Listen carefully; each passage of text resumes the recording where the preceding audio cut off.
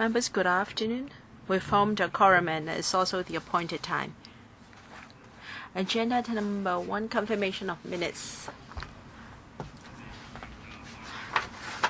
of our meeting dated the 28th of February. The minutes have been circulated to members, and so far the Secretariat has not received any proposal for amendments. So can members confirm the minutes, please? Thank you. Item 2. We've got a number of information papers. For details, please refer to the agenda. If members have no other comments, then we go into the next item, and that is the agenda for our next meeting. Please refer to paper CB 1817/1617(01) and 02. Namely, our list of outstanding items for discussion and our list of follow-up actions. The proposed discussion items for our meeting scheduled for the 23rd of May at 2:30 p.m. are as proposed by the administration. First, ex-gratia allowance arrangement for business undertakings affected by government's development clearance exercises. And 2, creation and redeployment of directorate posts in the Development Bureau and Planning Department to strengthen support for land use initiatives and district planning work. And 3, interim public consultation on the detailed feasibility study for environmental friendly linkage system for Kowloon East and progress report on Kai-Tak development. Any comments, please? If there are none, then that will be the agenda for our next meeting in May. Item 4. PW or Public Works projects. First, Anderson Quarry Development. We have paper CB (09) from the administration, 1847/1617(10). Follow-up from the administration, CB 1699/1617(10). The latest background brief from the Secretariat. Mr. Wilson Law has got a motion which we will deal with later. All right, the administration has arrived. Deputy Secretary from the Development Bureau, Mr. Thomas Chen, Mr. Wong Wai-man, Project Manager from CE and ED, and Mr. Stephen Lee, Chief Engineer from the same department, are here to answer questions. We started this item last week, and 3 members already asked questions. Mr. Ho Kai-ming, Mr. Wilson Oh, and Dr. Anna Wong. They spoke at the last meeting. 4 members have raised their hands. I'd like to know if there are any more who would like to speak on this item.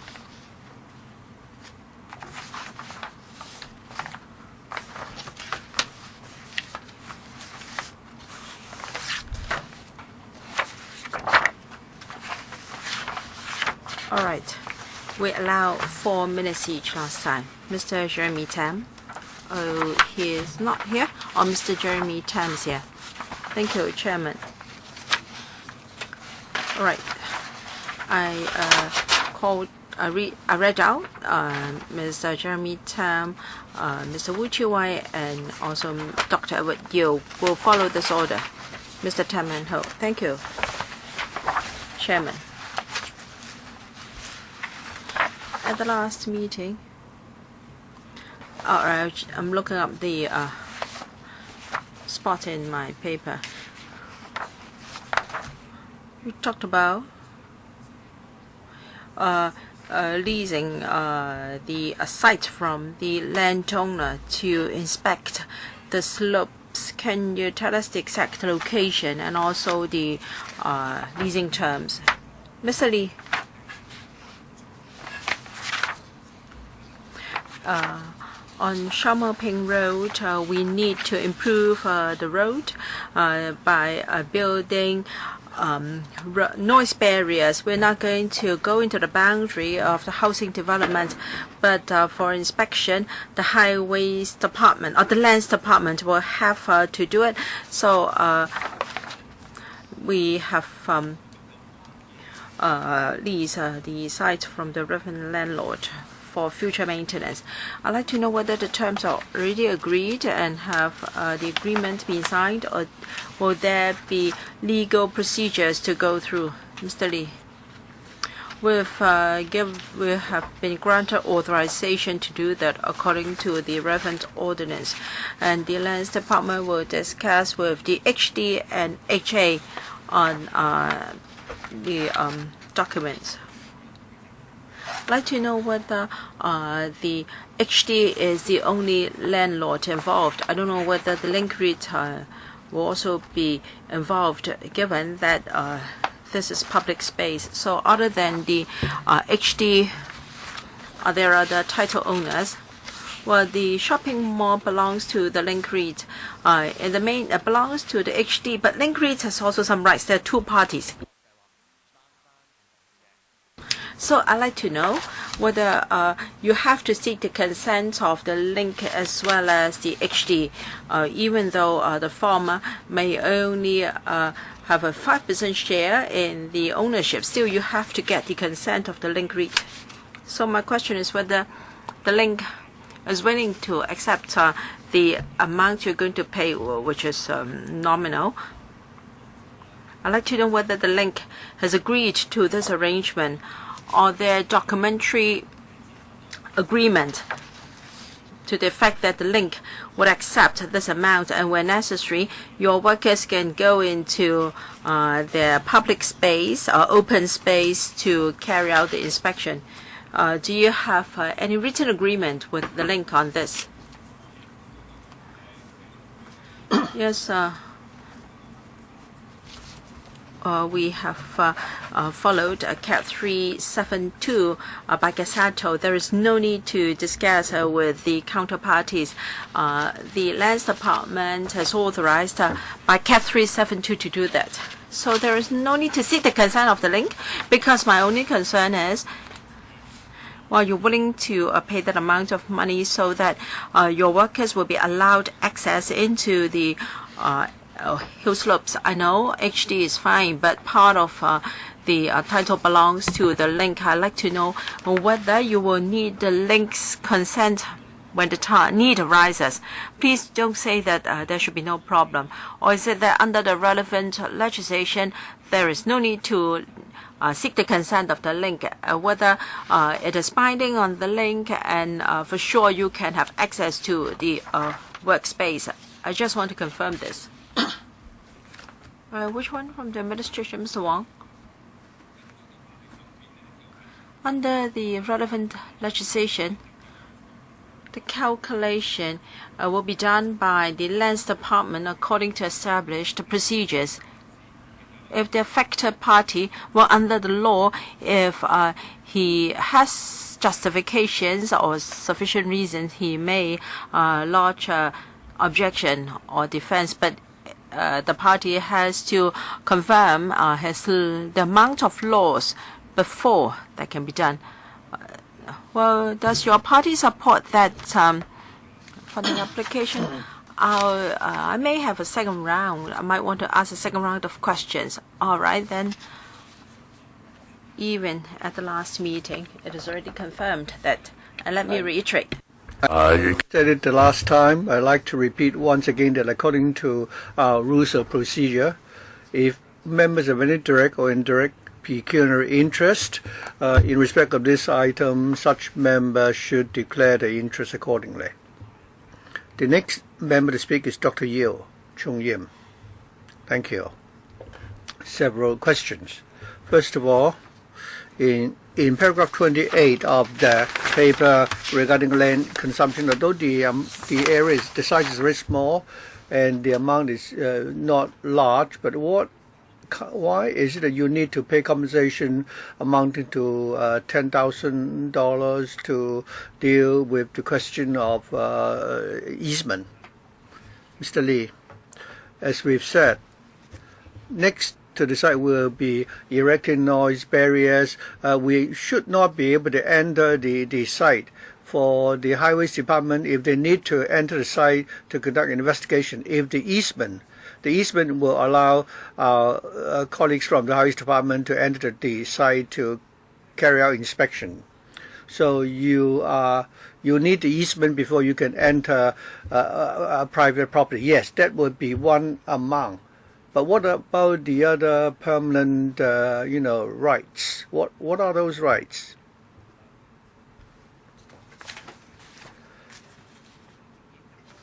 It would mean the right to enter the premises, the site, to carry out inspections.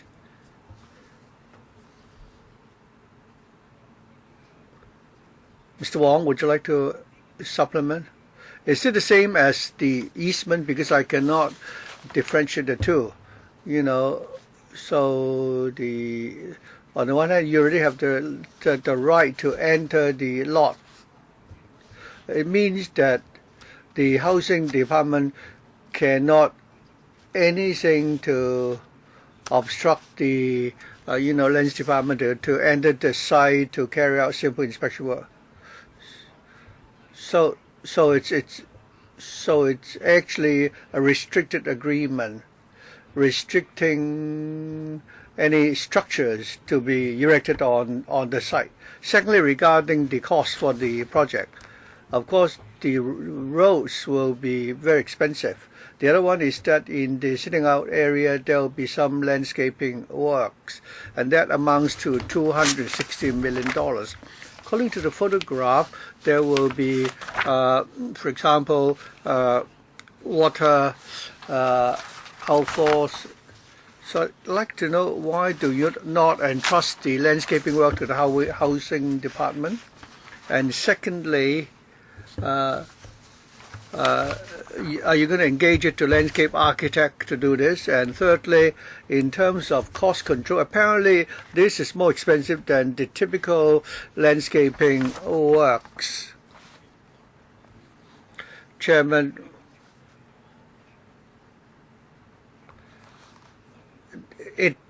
the site takes about 15 hectares of the entire green belt. In the design, we have landscape architects to assist us with the design.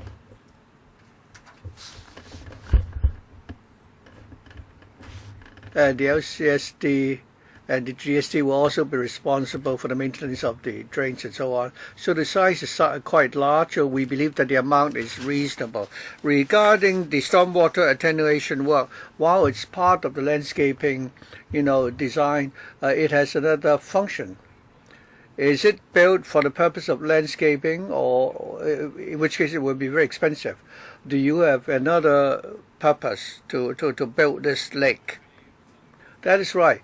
The stormwater attenuation lake has the primary function of a sort of a service reservoir, and while we're building this lake, we are also carrying out landscaping work so that the public can also enjoy the scenery at this lake. Mr. Yun, do you support this funding proposal? Yes, I do.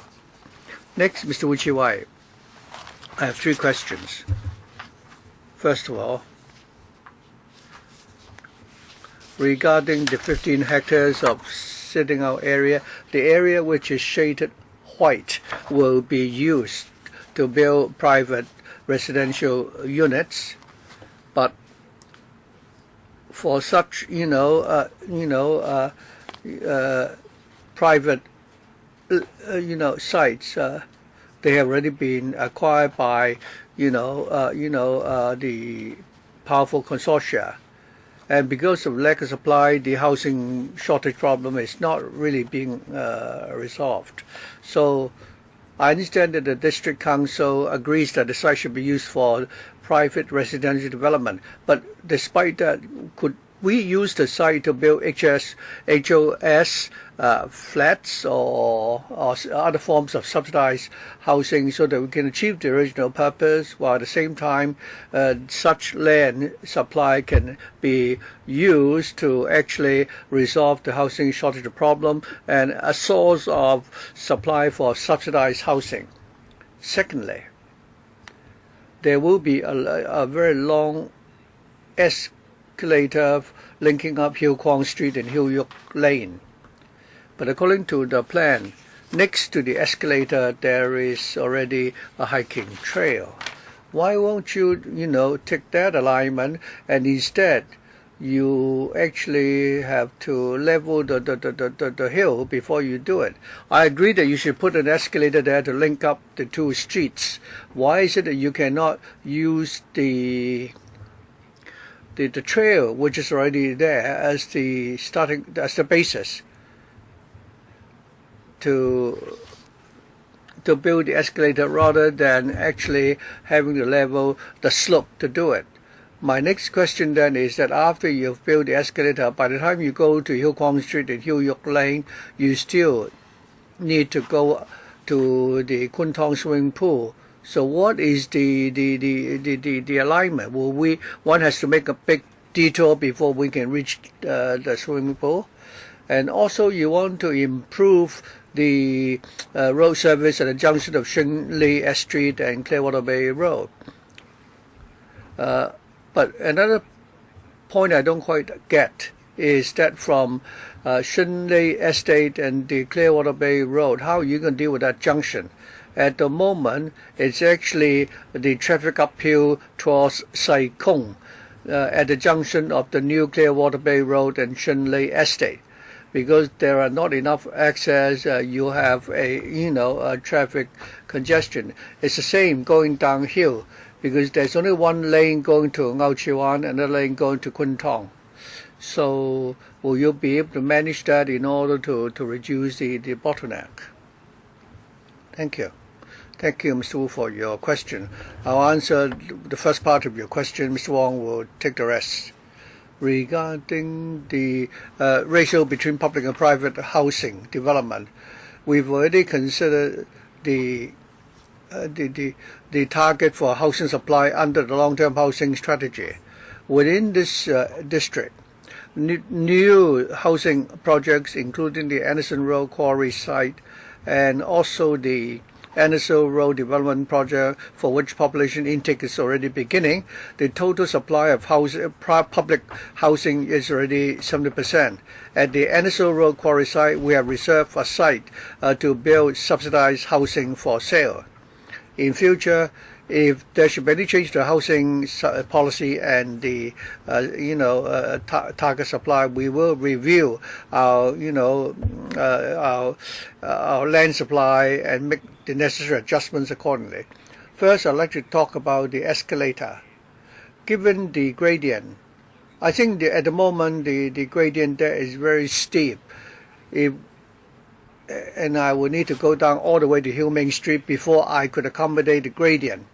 And secondly, we don't need to level the slope. Basically, we're just erecting a structure on top of the slope. So I don't think there will be any drastic, alterations to the slope there.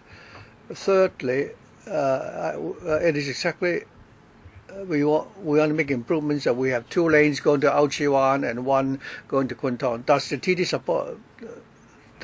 support this project? Yes. Dr. K.K. Kwok. Thank you, Chairman. I believe such pedestrian and road facilities have to be provided. I understand that for this project, you have 390 meters for the road, and you also have some road improvement projects. From the construction of the road and the vehicular flyover, it cost $150 million for a stretch of 40 meters of road. And of course, it's not just the road itself. You're already spending more than 100 million. So it costs about more than $2 billion per meter. And I think this could be entitled the project to be put onto the Guinness Book of Records. The Development Bureau said that it has set up a department to oversee such projects to ensure that there will not be any cost overruns. So I'd like to know what is the view of the department regarding the cost of this project? That is spending more than $2 billion to build 1 meter of road. What has it done? And in paragraph 11, it is stated that this development, together with Sao Mau Ping Estate, Po Tat Estate, and Sao Mau Ping South Estate, a lot of facilities will need to be connected, otherwise it will become an isolated island. You talk about these connecting facilities which will only be developed in 2023, 2014. We're now in 2017, there's still 6 years yet to go. So given that these connecting facilities are so important for the public housing development, why do you have to wait for 6 or 7 years and not make a start now? If you only do it 6 or 7 years from now, how many years yet do we have to wait before they're finished? Do we need to also, therefore, cause a lot of inconvenience to the people living in the new public housing estates before you will start? Thirdly, about the escalators. The proposal now is that it will cost 64 million. I'd like to ask, well, I still find this very expensive, that it costs that much to build an escalator. I think you've already learned from the experience of the Langham Place tragedy and the accident which happened there. So whether it's cost overrun or the pricing for this project, have you also carried out, planned for any preventive measures to prevent an occurrence of a similar accident? Mr. Wong, regarding cost for the roads we are proposing to build, I think most of the road will be built along slopes. We need to, build retaining walls and so on. The Development Bureau's Cost Control Office, I think, we have already discussed the costing for the whole design. We've already looked in the areas where we could, make savings. Now, I don't think you should be so vague. How have you assessed the situation before you arrive at this figure? Could you be more specific? Do you have any papers? We have, discussed the justification for our proposal and why have we chosen this alignment and so on. Chairman, I'm not really satisfied. If we don't have a paper, please give us a paper. That office has done something. There should be some evidence to show what that office has done and what options that explore before you come to this conclusion. Yes, we can certainly do that. And secondly, regarding the escalator costing 64 million, there will be 7 groups of escalators. The gradient is 45 meters, and so this is a typical height, equivalent to about 2 floors. We follow all the design and safety standards to design the escalator. Well, I asked you a question about safety, and also when you call tender, have you tried to raise the safety parameter to prevent the accident which happened in Langham Place? I also asked about the new developments at Po Tat, the connection between the Po Tat Estate, Sao Mau Ping South and Sao Mau Ping Estate. Why do you have to wait for 6 or 7 years before you start such works? Well, regarding your third question about paragraph 11, those are the 3 remaining escalators, and it is our target to deal with the land resumption there, after which you will apply for funding ASAP. Our target is that these will be built in 2023-24 before population intake. But Chairman has not answered the question. Thank you. Safety. 標嗰度。 If you ensure safety in your tendering, well, we have entirely followed the requirements by AMSD on safety construction of escalators and lifts. Dr. Kwok Kaki, do you support this funding application? I just hope that that $1.1 billion we can have a detailed breakdown and what the cost control office has done. And when the paper is available, I will consider my position. Mr. Hon CHAN, question asked on behalf of residents of Sai Kung. The Clearwater Bay, both directions are very congested at evening peak hours, where population intake of ARQ, development ARQ sites, there will be more traffic flow, and Mr. Wilson, I would like to see improvement to the road networks. Can you widen that section of old Clearwater Bay before you reach Shan? That can be found in paragraph 9 of paper bracket 09, and it is said that U-turn facility will be provided at Clearwater Bay near Shan Road. So, well, with this proposed U-turn facility, how can it improve the traffic conditions? Because Sai Kung townbound will allow both a left turn and right turn to Shan Road. So, what is the purpose of this U-turn facility? And have you considered widening the whole of the old Clearwater Bay Road? Is it because land acquisition on both sides of the road is difficult, so you have given up the idea of comprehensive widening? Well, we're going to improve the junction of Clearwater Bay Road and Shan Road. In future, right turn into Clearwater Bay from Shan Road will be prohibited in the future, so that there can be more time for traffic of both directions. So why not road widening? We believe there is sufficient capacity at Clearwater Bay Road to cope with the traffic. Chairman, in enclosure 1, we understand that there will be noise barriers constructed, and one section is going to be semi-enclosed and the other section is entirely enclosed.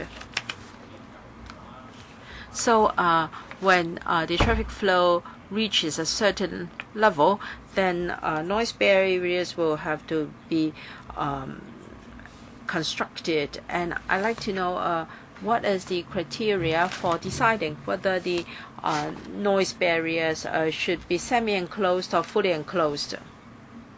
All noise barriers are designed according to the requirements of the EIA.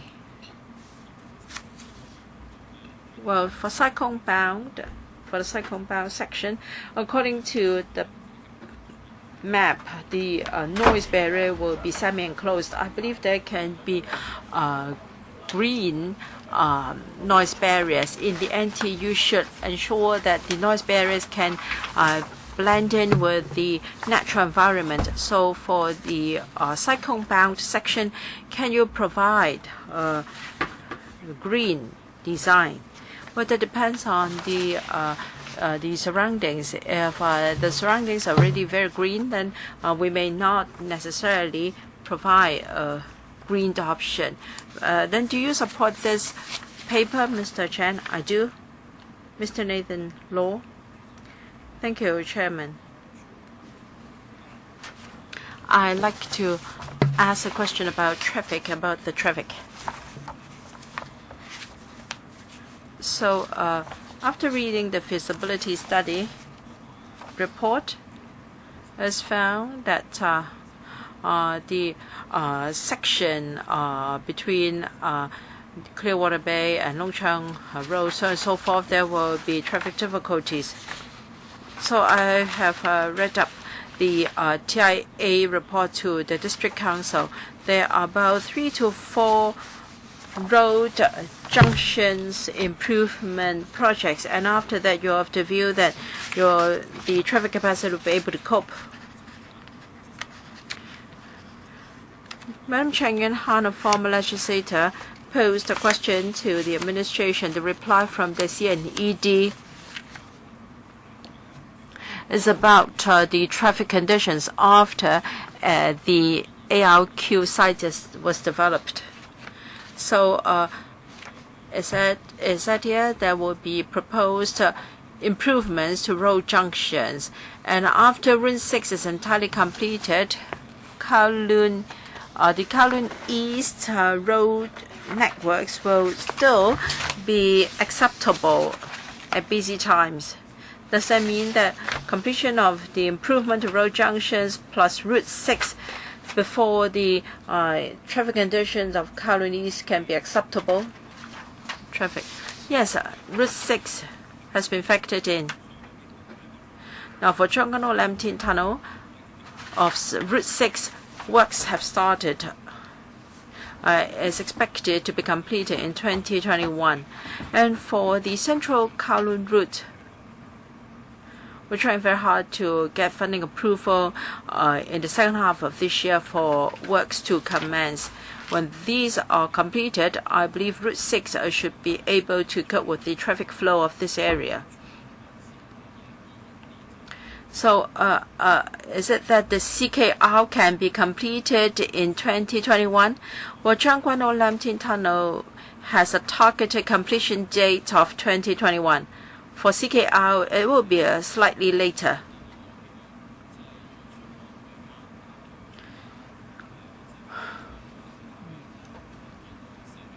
For papers to district councils and this council, I hope that such information can be included, because I took pains to find this out in your reply to Madam Chang Yuen-han's question. So the administration has already admitted that with the road junctions alone, the traffic capacity will not be able to cope. And for CLK, it will only be completed in 2025. But if everything goes smoothly for ARQ site, population intake may start in 2023-24. So there is a window in between. What do you think about the traffic conditions in between? Yes, we rely on Chong Kan Ho Lam Tin Tunnel for the traffic from this site to Chong Kan Ho. So long as the tunnel is completed, that will be okay. I'm afraid I don't have much time left. Can you announce the TIA report? Can you be more specific about the traffic conditions before we have CKR? The Central Kowloon Junction interchange will see some congestion at Choi Hong. But because population intake will be in 2023, the impact would be acceptable. Do you have a report? We have not done a detailed assessment. Haven't you got a TIA? You have left out this part. The TIA is not so detailed as to the difference between 2023 and 25. Do you accept this? I have reservation about the public-private sector cooperation part. Mr. Lau Kwok Fan. Thank you, Chairman.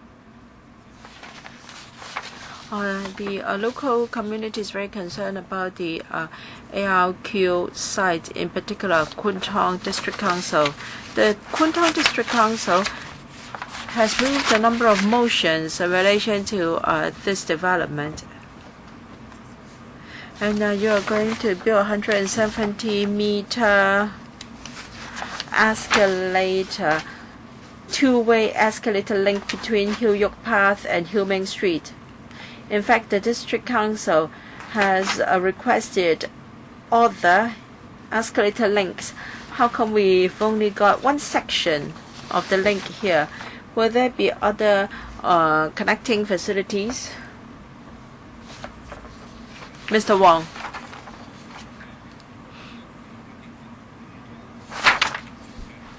There are 8 groups of escalators in ARQ site. 3 groups obtained funding in the previous round of funding application, and there are 4 other links undergoing design and get settled. Once they're completed, we will submit them to the Council for funding.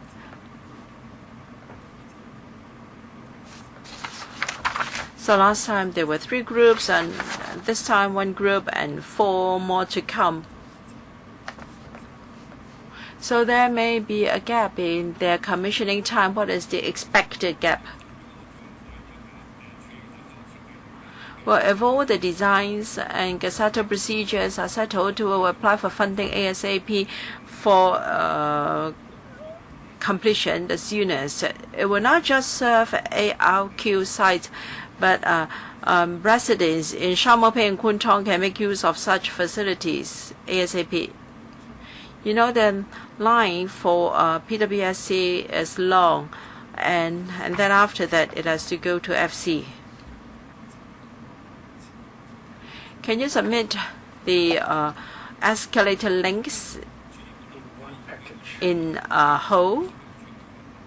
Mr. Wong, these are different works areas. We have to deal with different Gazette procedures, so there is bound to be a time lag. Usually, the construction time would be shorter than the main project. So the earliest date for commencement will be 2021. You have to understand that there are places in this area that require escalators for easy access. Very concerned about the planning in traffic, because even without this site, traffic is already very congested. Well, this project caused unacceptable impacts to Kwun Tong. According to RTIA, after all the improvement works are completed, we'll see improvement in the traffic conditions of the area. But according to your proposals here, you're going to lead traffic into already congested roads, such as Clearwater Bay Road. You're not building new roads to divert traffic. So why are you so confident that the traffic conditions will be better? As I said, this is tied in with the completion of Route 6. Then east-west traffic of Kwun Tong will then be smoother as a result. Does DAB support this? If Mr. Wilson Oh's motion is passed, we will support this in principle. So if it is not passed, you're not going to support it, we have reservations. Mr. Porte, in principle, I support this item, but I'd like to seek a clarification here.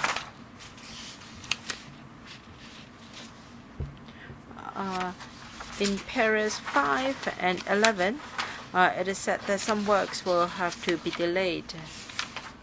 But we know that On-Tech Estate has started population intake, and the traffic conditions are already quite bad, and all the PRH developments to the south of On-Tech Estate have been affected. So I hope you can do something to ease the traffic jam there. And Para 11 said that some facilities will be provided later. I understand that you have land resumption or creation of easement problems. I'd like to know the actual problems encountered and how many or what landlords and organizations are involved. Para 11 says that you hope that things can be completed before the anticipated population intake in 2022, 23, 24. Are you going to take that long really? Do you have measures to expedite your works? Wong, Chairman, regarding the last remaining pedestrian connecting facilities, there are already roads in the area which can be used already. Or we just want to, expand the traffic, the pedestrian traffic. Now that after we've added these facilities, to add these facilities, we need to liaise with the housing authority and the link. We need to ensure the right of access into the housing estates. So how long do you think it will take so that we don't have to wait until 2023, 2024? Mr. Wong, we hope that in the next year or two we'll be able to resolve this issue so that works can be completed before 2023, 2024. Thank you. Mr. Eddie Chu. Thank you, Chairman. I don't know whether our colleagues in the CEDD is not concerned about the ratio between public and private housing development on the site. So I'd like to ask the Deputy Secretary a further question. I note that the ratio between public and private housing is 80 to 20%, if I understand it correctly. And we're only talking about in terms of the number of flats or units. But in terms of the size or the area, is it that the proportion of private housing development will be even bigger? In terms of the amount of land allocated for the development of private housing. Thank you. Mr. Ju. Well, according to the information I have on hand, they are the number of flats to be built, and the ratio is determined on that basis. When we look at the distribution between private and public housing units, so we're not just looking at the Anderson Road quarry site. Regarding the size of the land to be allocated for such development, we don't have the figures. Typically, the size of the PRH units will be relatively smaller than those of private development. So the area occupied by public housing units will be smaller than those in private development. Mr. Chan, you said that you look at the overall picture and you were satisfied that the 80-20% ratio is reasonable. What do you mean by the overall situation? I mentioned just now that within this district we are talking about the Anderson Road quarry site. For the new developments there, we have the project for the Anderson Road quarry site, which will provide 9,400 housing units. Right before the site, we have the Anderson Road development project, comprising entirely of PRH units. Adding the two together, the housing supply will be 27,300 units, more than 70% of which are public housing units. And therefore, when we plan the Anderson Road quarry site, having gone through the two public engagement exercise, and in the course of that exercise, we've decided on the 80-20% ratio, and this also had the support of the stakeholders in the district. Mr. Chen talked about the two stages of public engagement. Stage 2 of the public engagement took place 5 years ago. 5 years ago, people were looking at this issue by benchmarking against the property prices at that time, and they thought that they were still able to afford the private residential, properties in the market. But when the people now see that you're going to spend $2 billion odd, and the number of units to be built when completed will not be affordable by most of the people, I think you might need to review that ratio. In the course of implementing this project, would you consider amending this 80-20% ratio? Thank you. regarding the allocation of land for public and private housing development. At the planning stage, it is true that we've set the 80-20% ratio. When it's all completed, the new housing supply, for the new housing supply, Anderson Road side, more than 7% will be public housing. But we still have some flexibility so that in future, should there be any changes in our targets for housing supply, we may review the ratio of public and private housing development on the Coral Bay, Anderson Road, Coral Bay site here. We will not rule out the possibility of our, retaining this flexibility. Mr. G, do you support this funding application? No. Mr. Frankie Yik. Thank you. I believe all of us are concerned about the traffic impact. Mr. Nathan Law asked whether you have any TIA report, and according to Mr. Wong, you appear to have conducted an in-depth study. I don't know whether I've heard you wrong, but this is a very development of a large scale, more than 9,000 units, so there are already traffic congestion there. Looking at the road use situation at the moment, and then after the project is completed and after you implement all the improvement measures, will there be any positive or negative impact? The wording you use is rather vague. You said that it is your estimate that there will not be any unacceptable impact on the traffic situation for Kwun Tong, and this is really, it's really open to interpretation. When you conduct a TIA, you should have a value plus or minus by so much and so forth. Mr. Wong or Mr. Lee. We have a supplementary information supplied to members. Last time we said that we talk about the ratio at the major junctions. We have, so we can certainly provide supplementary information to prove that it will not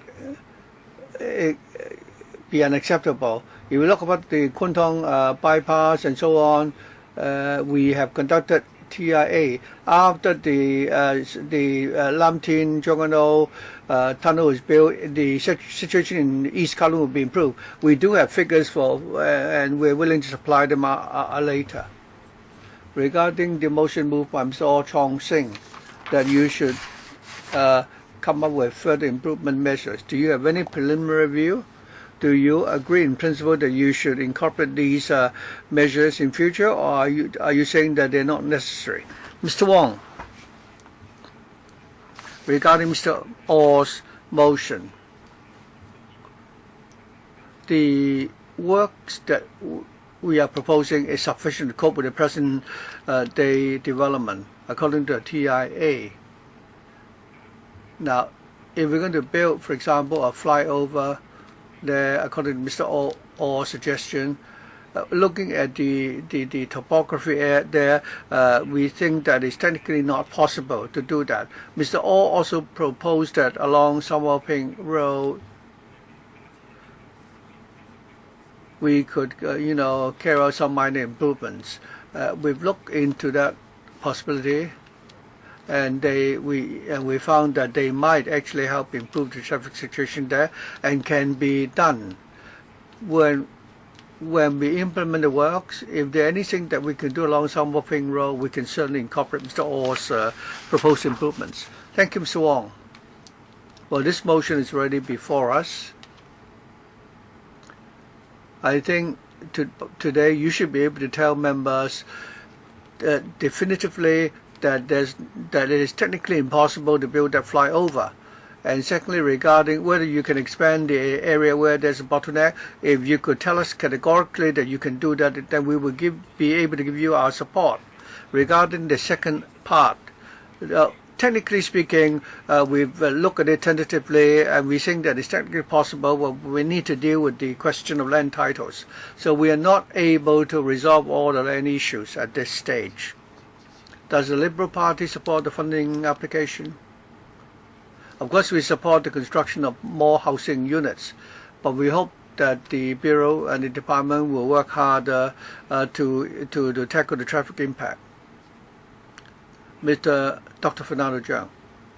Thank you. The work site at the Anderson Road quarry site, I think population intake already has partially, taken place, and it's basically in relation to the PRH units.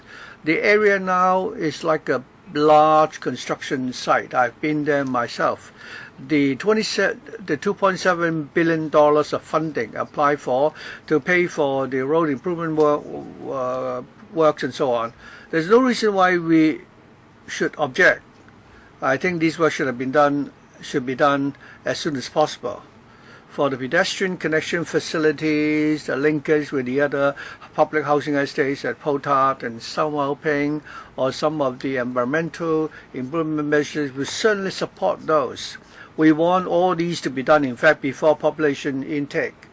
If we could do it first, for example, if we could build the escalators and so on first, it will be a lot more convenient for the residents moving into the estate.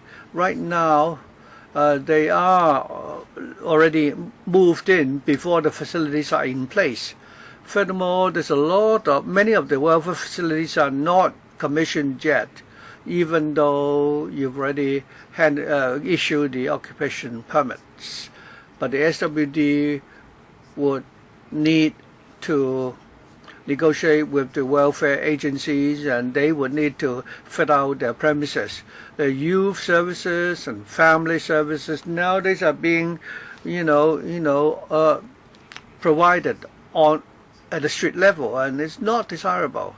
The pedestrian passageways and the barrier-free access for the handicapped, all these are really essential. So when you have a development project of the same nature in future, all these basic facilities should be completed beforehand, instead of waiting to do it after the population has moved in. I understand that that this is a very large project. Some of the works may not be able to be, completed on time, especially because if you are going to have, private housing development which will proceed at a later stage. But when the residents move in stages into these estates, actually these facilities should have been built before they move in. Regarding the progress of any works, normally we would complete the PRH units first, so the residents will move in there and be like pioneers to actually, before other facilities will move in, and then you will, supplement. You will have the transport facilities, the shopping centers, and so on, which will gradually be completed, and eventually, the people who can afford private housing can move into the private developments.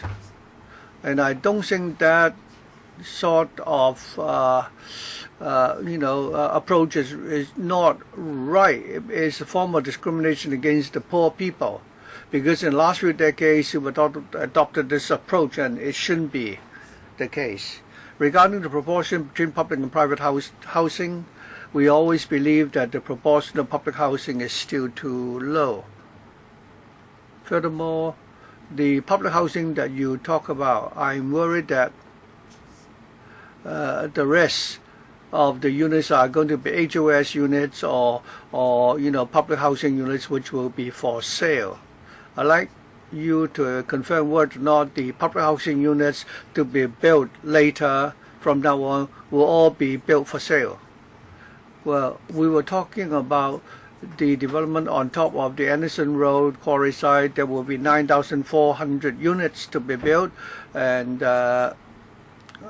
according to our plan, these will be subsidized housing units for sale. But if we look at the new supply of housing units, we need to look at it together with the Anderson Road development project, for which population intake is ongoing, and that is a PRH project. We have almost 1,700 PRH units for rent. Mrs. Regina Yip, can you return to your own seat, because we may have to vote on this item, and I'm just worried that you would press the wrong button. I will return to my seat when it's time to vote, all right? Mr. Frankie Yik.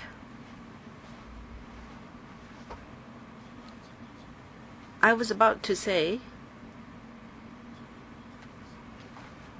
so except for Mr. Wilson, or nobody has raised their hands to ask for a second round. And for this item, we have spent over 1.5 hours on it already, and we have to deal with Mr. Wilson's motion as well. So I'm afraid, well, I just want to make a comment. All right, please do so ASAP. So you allow me to speak. Just like to respond to what Mr. Fernando Zhang said. Oh, so please don't respond to his comments. Otherwise, we will be responding to one another's comments. So I ask members to be cooperative. All right. Mr. Hon Chan has got motion seconded by Mr. Leung Chi-cheng. I will allow you 2 minutes to explain your motion to us, and I'll see if members would like to speak before I invite the administration to respond. Mr. Wilson, members have expressed their concern about the ARQ site development because this will greatly affect traffic congestion in Wong Tai Shin. Our district council is of the view that these proposed improvements are just minor tinkering with the whole networks. There may be Route 6 and also the Central Kowloon routes, but these will not be fundamental solutions to the problem. So we're very worried about the possible traffic congestion. Can you tell us whether more data can be obtained from your TIA for the transitional period or the interim period, because 48,000 people have moved into on-tech estate, and there will also be future private housing developments. So whether a CKR can be completed depends on whether you have the will. So I urge members to support my motion. And this is about the planning for Anderson Road. This panel expresses concern the possible impact on neighboring residents as far as the ARQ site is concerned. We urge that the bottleneck at Samoping roundabout be widened and to provide viaducts, and then there will be other road links to the Kwun Tong bypass and between the ARQ project, so as to lower the traffic along Samoping Road, Clearwater Bay Road, and Chung Kwan O Road. Mr. Ho Kai Ming, we do not have another round of comments by members. I will now allow each member 2 minutes to comment on Mr. Wilson Oh's motion. Mr. Frankie Yik, you raised your hand. Are you going to speak on this motion or not? I already said what I have already talked about my view on this. I'd like to speak on another matter. All right, Mr. Ho Kai Ming. So, Central Kowloon route will serve east-west Kowloon traffic. But our major trunk roads in Kwun Tong is in the southern part. There is no south-north roads for Kwun Tong. On Hong Kong Island, there are many viaducts leading from the mid-levels to the waterfront. For instance, the flyover from Hong Kong University to the waterfront. So can you consider building another road for the northern part of Kwun Tong so that they can go to work from home? What if there is a broken down vehicle on Chung Kwan O Road? Then the whole traffic of Kwun Tong will come to a standstill.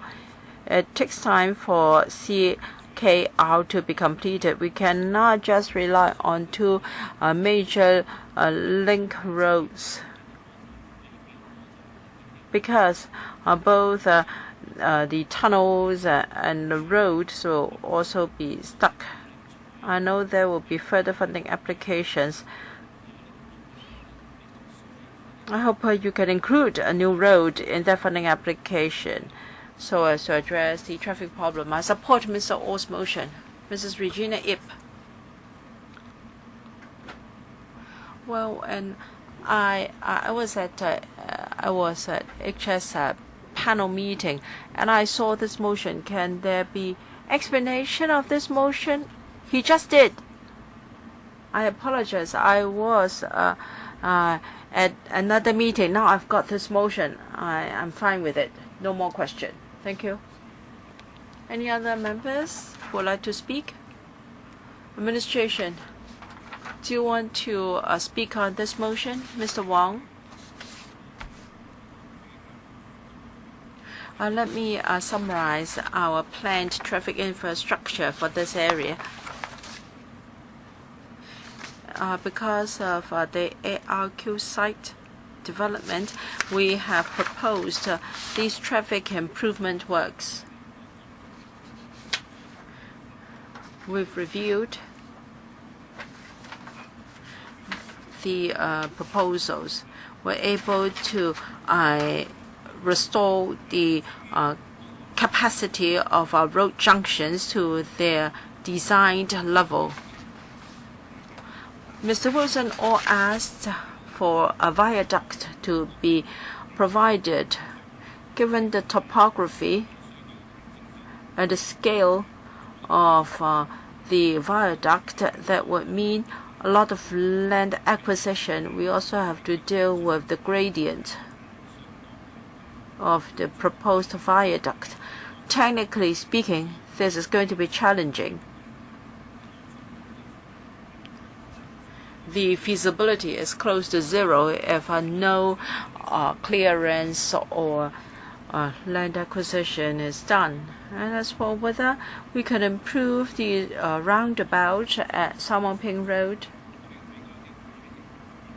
in terms of design and construction, yes, there is room for further improvement, but that will in the main be supportive of our planned road improvement works. We're going to vote on this item. The division bell will ring for 5 minutes.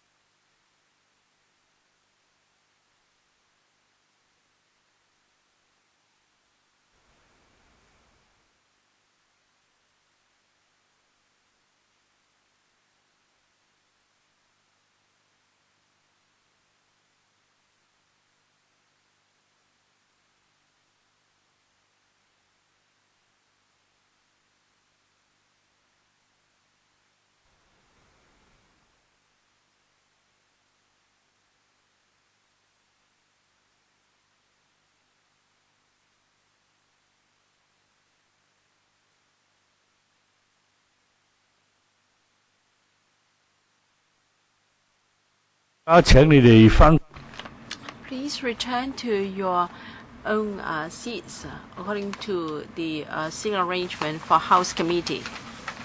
We're going to vote on Mr. Wilson Orr's motion. Voting begins. Please indicate your presence by pressing the right button and then pick one of the three buttons to indicate your voting position. Before I announce the results, please check your votes. Voting is closed. Display the voting results, please. 25 for, 0 against, 1 abstention. I declare the motion carried. So we'll end the discussion of this item. Next, item 5. Public Works Program, item number 786CL, Tung Chung New Town Extension, Reclamation and Advanced Works. We have paper CB 1817/1617/04 from the administration, and we've also got paper number CB 1817/1617/05, an updated background brief on Tung Chung New Town Extension prepared by the Secretariat. Please invite the official representatives to join us now. Let us welcome Mr. Eric Ma, Secretary for Development, and Mr. Thomas Chen, Deputy Secretary for Development. They've also got Mr. Jensen Wang, Deputy Project Manager from CE and ED, responsible for Hong Kong Islands and Islands. Mr. David Low, Chief Engineer from the same department, and Ms. Donna Tam, District Planning Officer, Sai Kung and Islands from the Planning Department. Secretary, would you like to introduce the item to us? Thank you.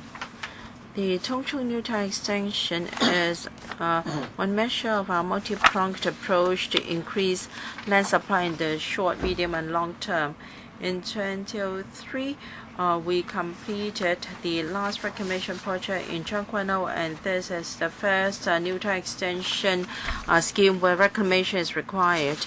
In 2014 to 2017, we had 3 rounds of public consultation before the development blueprint was approved, and then in February 2007, the plan was approved and the detailed design started in June last year, and we are now starting to implement the scheme.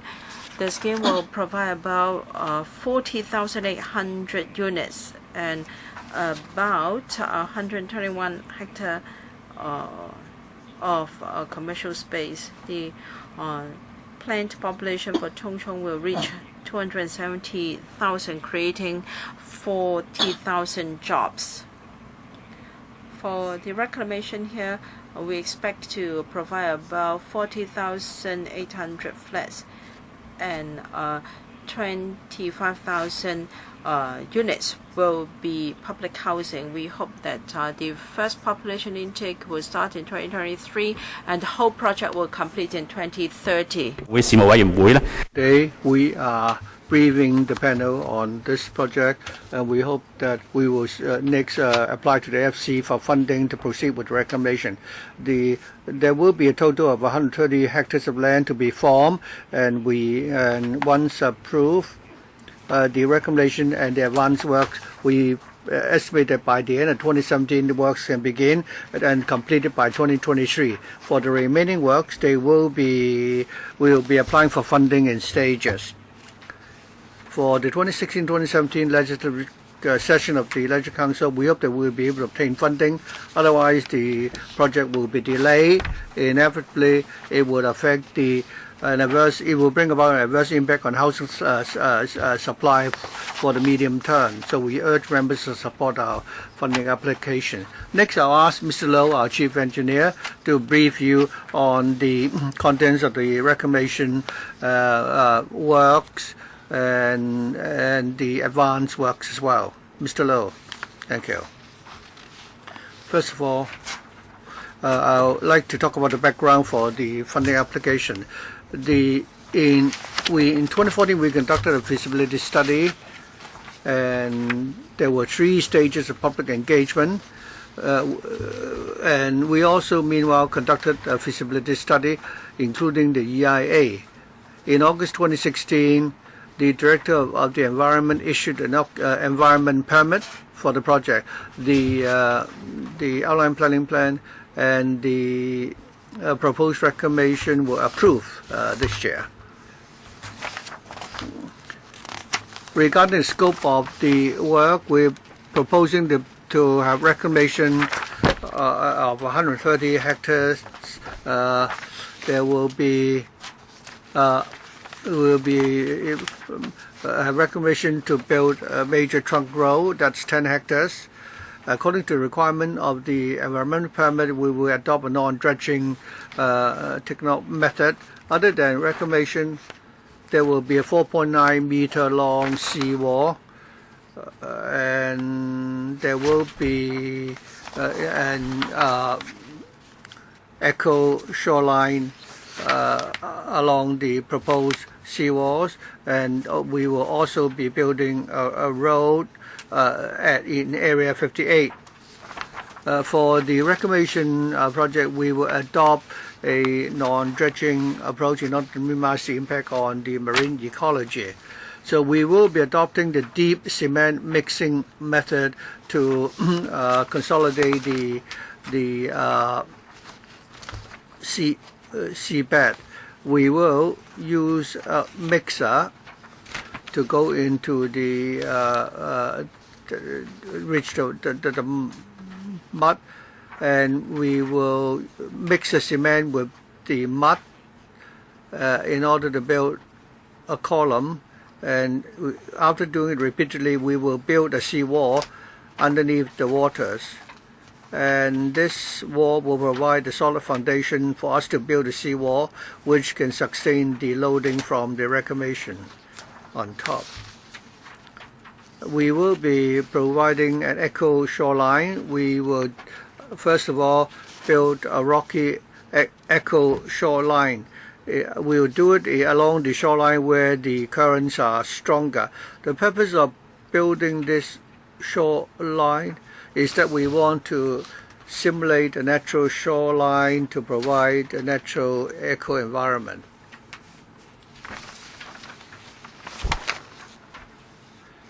In areas where we do not have strong waves, we will build a mangrove eco shoreline. We all know that there's a lot of biodiversity in mangroves.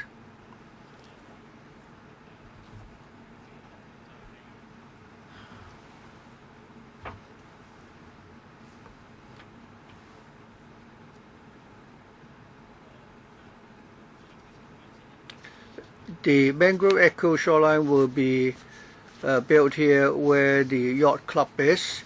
To its east and southeast, we will also be building a mangrove eco shoreline. I think that's the end of my briefing, Chairman. Thank you. This project involves a funding proposal. I'd like to pursue members that according to Section 83A of our Rules of Procedure, if members should have any direct or indirect pecuniary interest, such members should declare the nature of such interest before they speak. We had overrun for the last item already. I'll now read out members who would like to, the name of members who would like to speak. K.K. Kwok, Michael Tin, Chen Chi-chun, and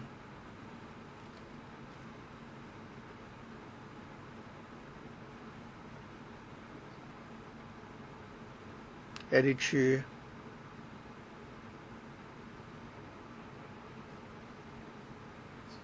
Hui Chi-fung. Shall we say 4 minutes for each member? Dr. K.K. Kwok, thank you. I believe to increase land supply by reclamation in order to provide housing for the residents is acceptable. What I'm most worried about you are providing for 8.7 million square meters of commercial land, and also you are adding more than 1 million square meters of land for commercial development. Why is it that you are damaging so much of the environment in order to increase the supply of commercial land? In Hong Kong, we have more than 300,000 people waiting for allocation of public PRH units.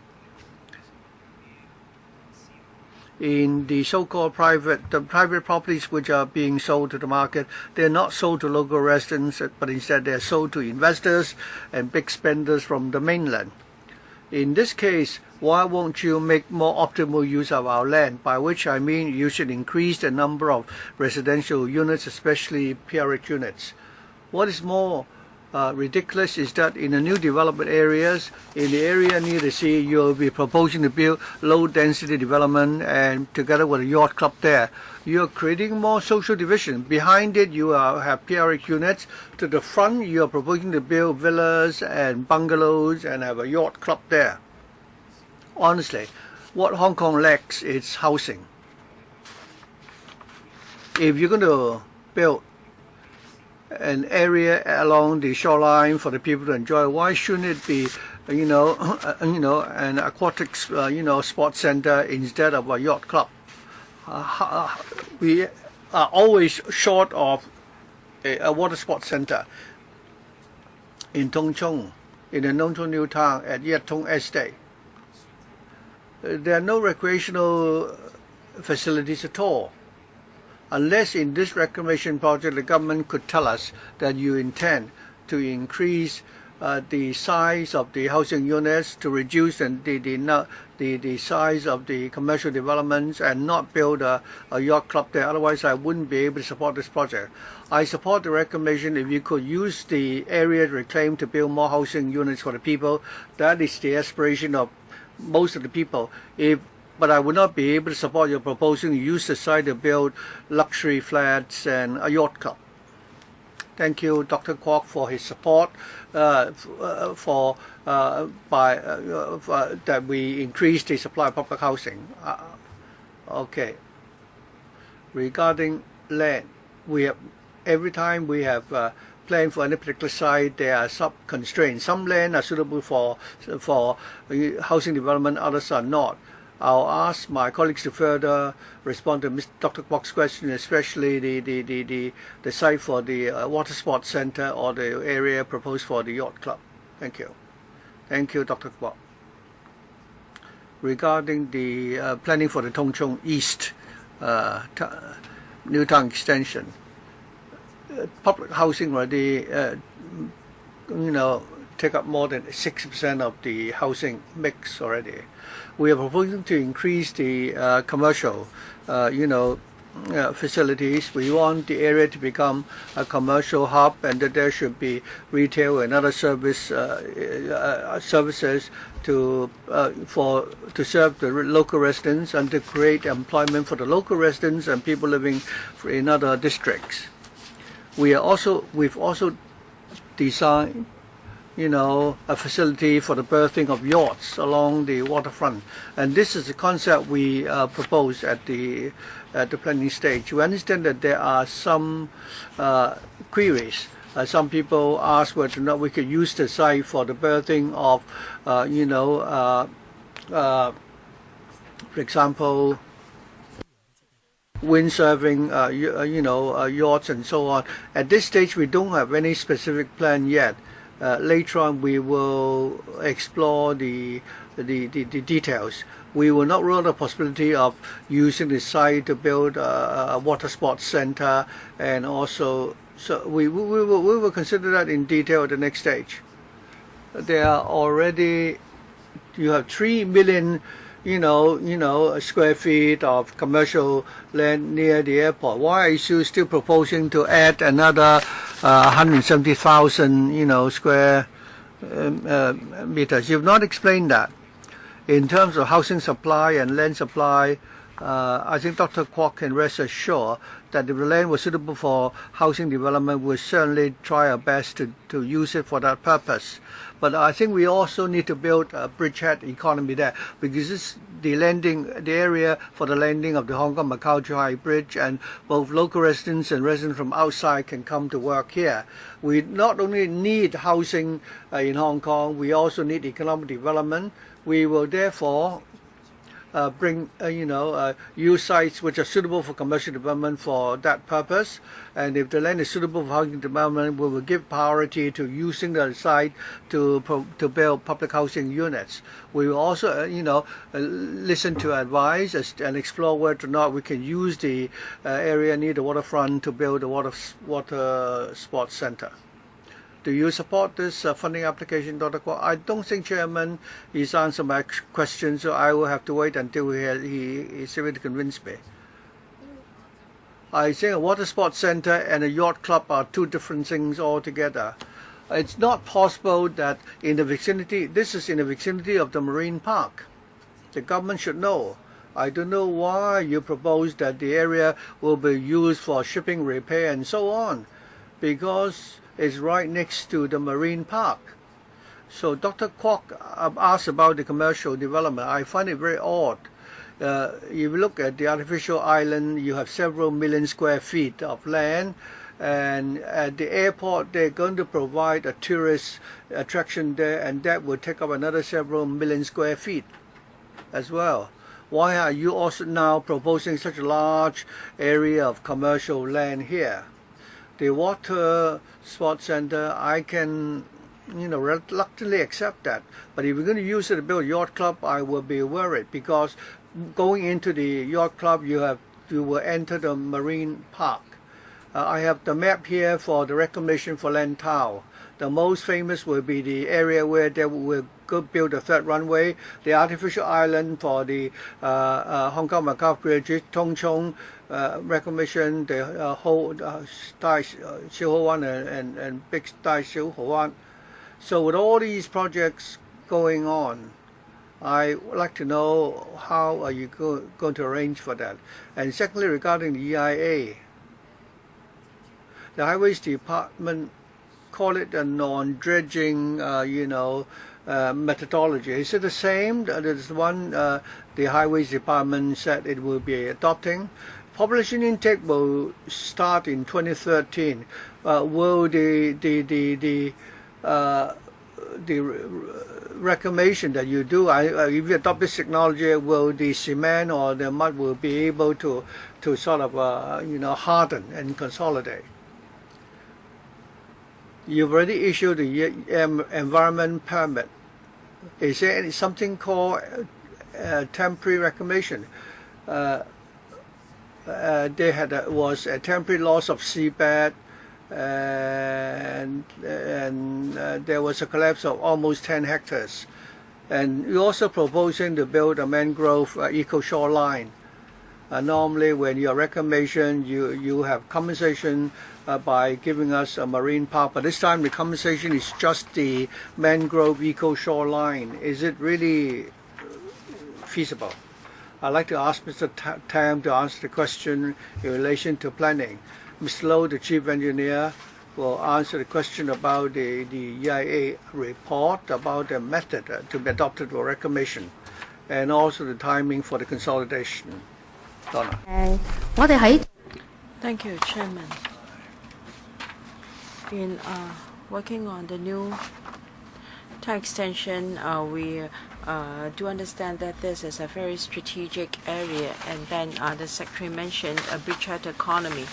So we have taken into account the development of 3RS and also the commercial development of Tung Chung, and also the superstructure development there. So we have struck a balance. For Tung Chung, we have the Tung Chung new development area. We have provided a large amount of new residential area, and then in conducting the study, we've also received suggestions that there should be job opportunities here. So we are proposing that the appropriate locations and there should be more commercial space, mainly for offices. Through the provision of commercial space, we hope that we can unleash the potential of Tung Chung, and there can also be more jobs available for local employment. Can you tell us about the EIA? We propose a non-dredging approach for construction of the seawall.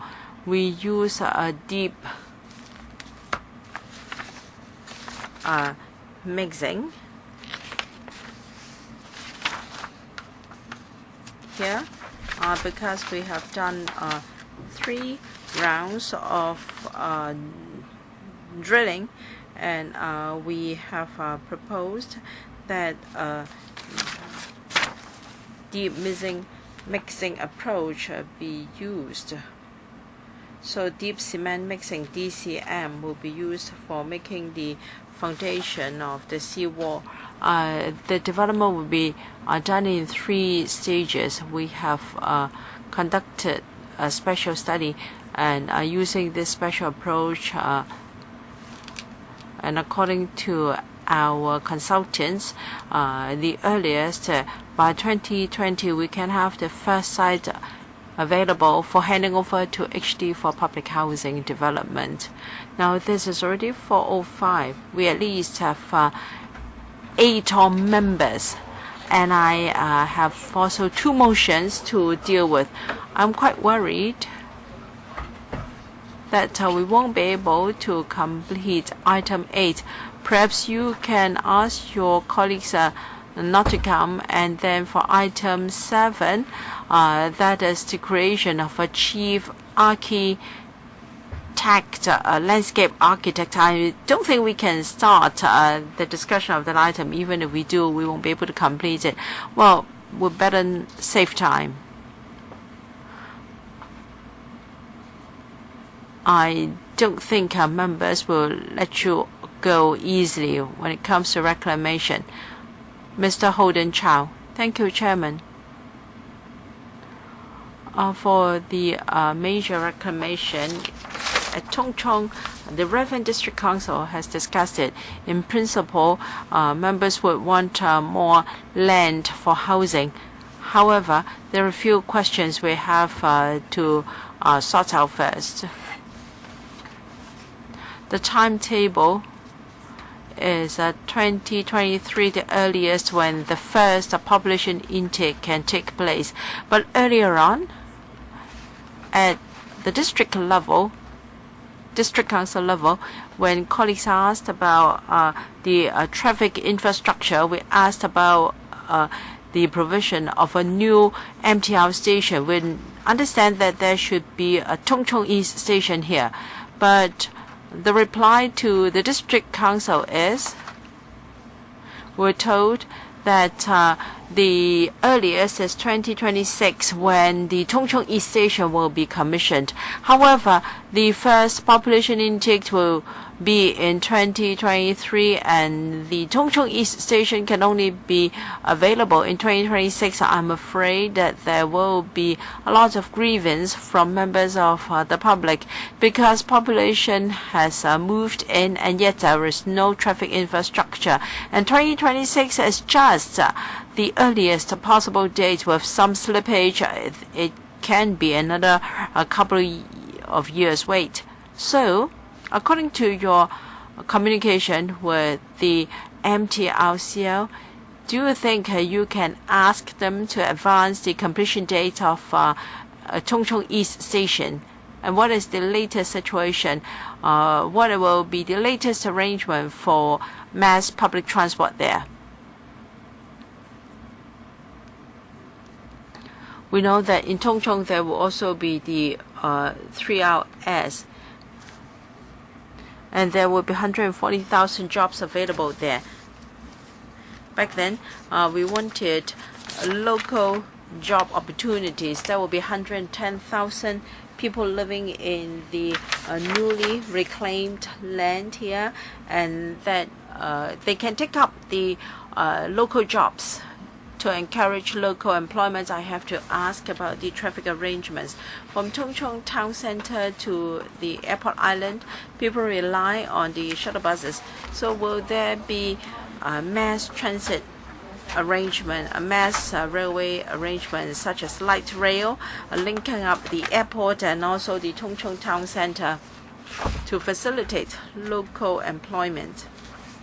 Or can the Tung Chung line be extended to reach the airport island directly? Yes, this may overlap with the Tung Chung, the Airport Express line, but then the patronage for the two railways is entirely different. Mr. Fong, thank you.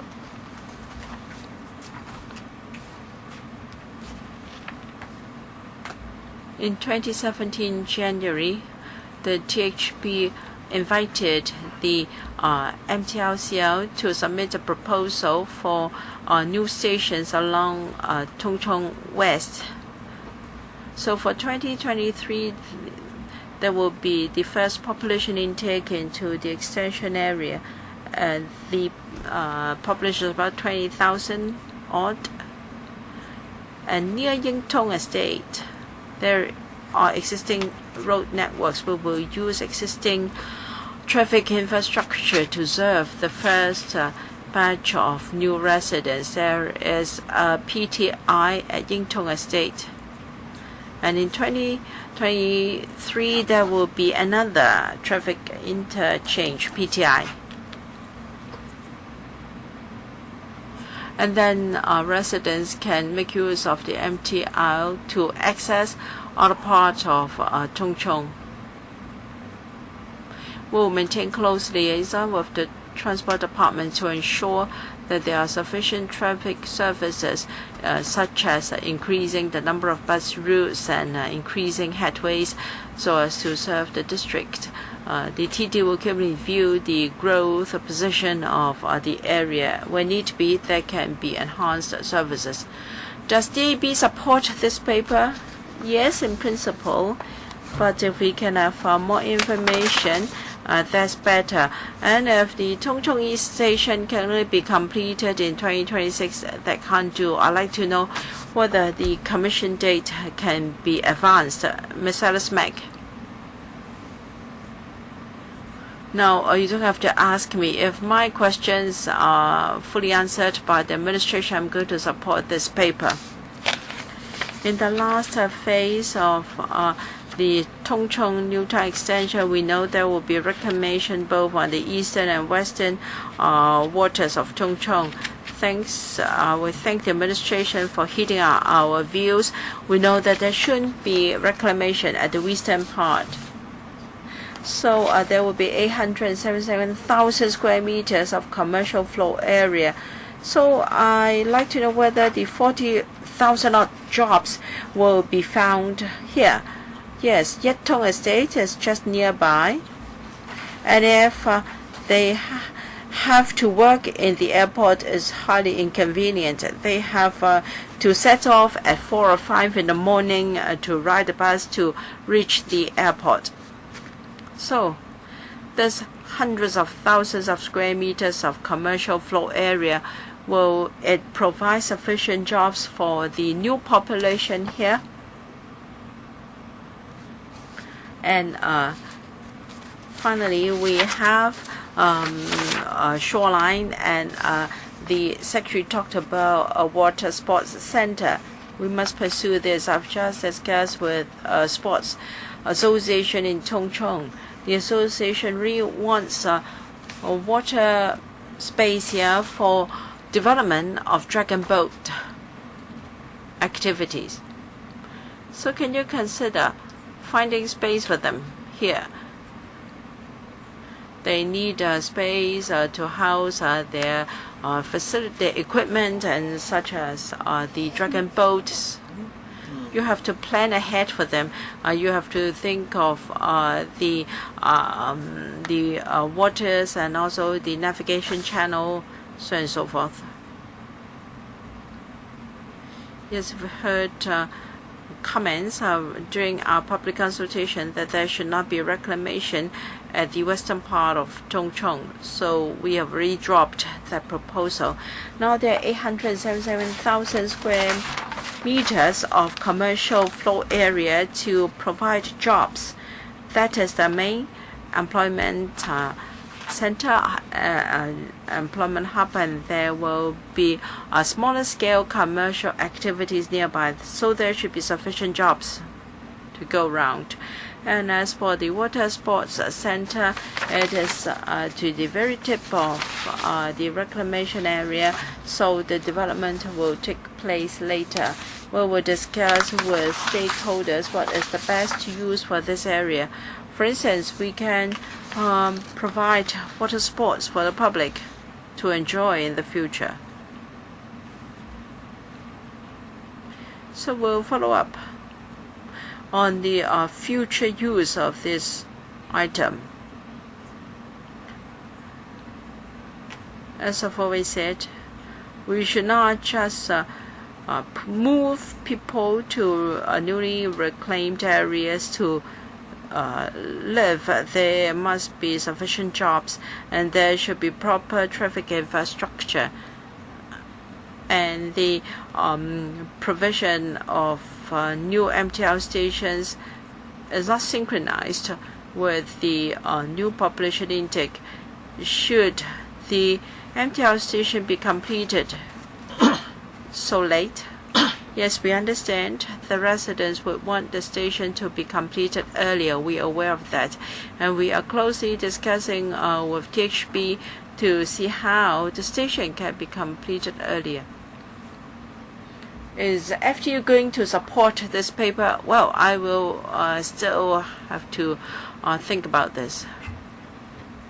Mr. Michael Tian, there are two issues which I hope the administration to answer. Otherwise, I will delay my decision on whether to support this. Now, in 2015, the budget said that whenever new projects come to us, there must be an internal assessment, and the latest, by the time it reaches the FC, there must be an assessment of whether there will be a cost overrun. So I'd like to know whether this will be the first project you're going to use that approach. You apply for funding after you have called tender, because once you have the tender, the amount far exceeded the figure approved by the FC. And I'm going to move a motion about this later on. Secondly, about transport.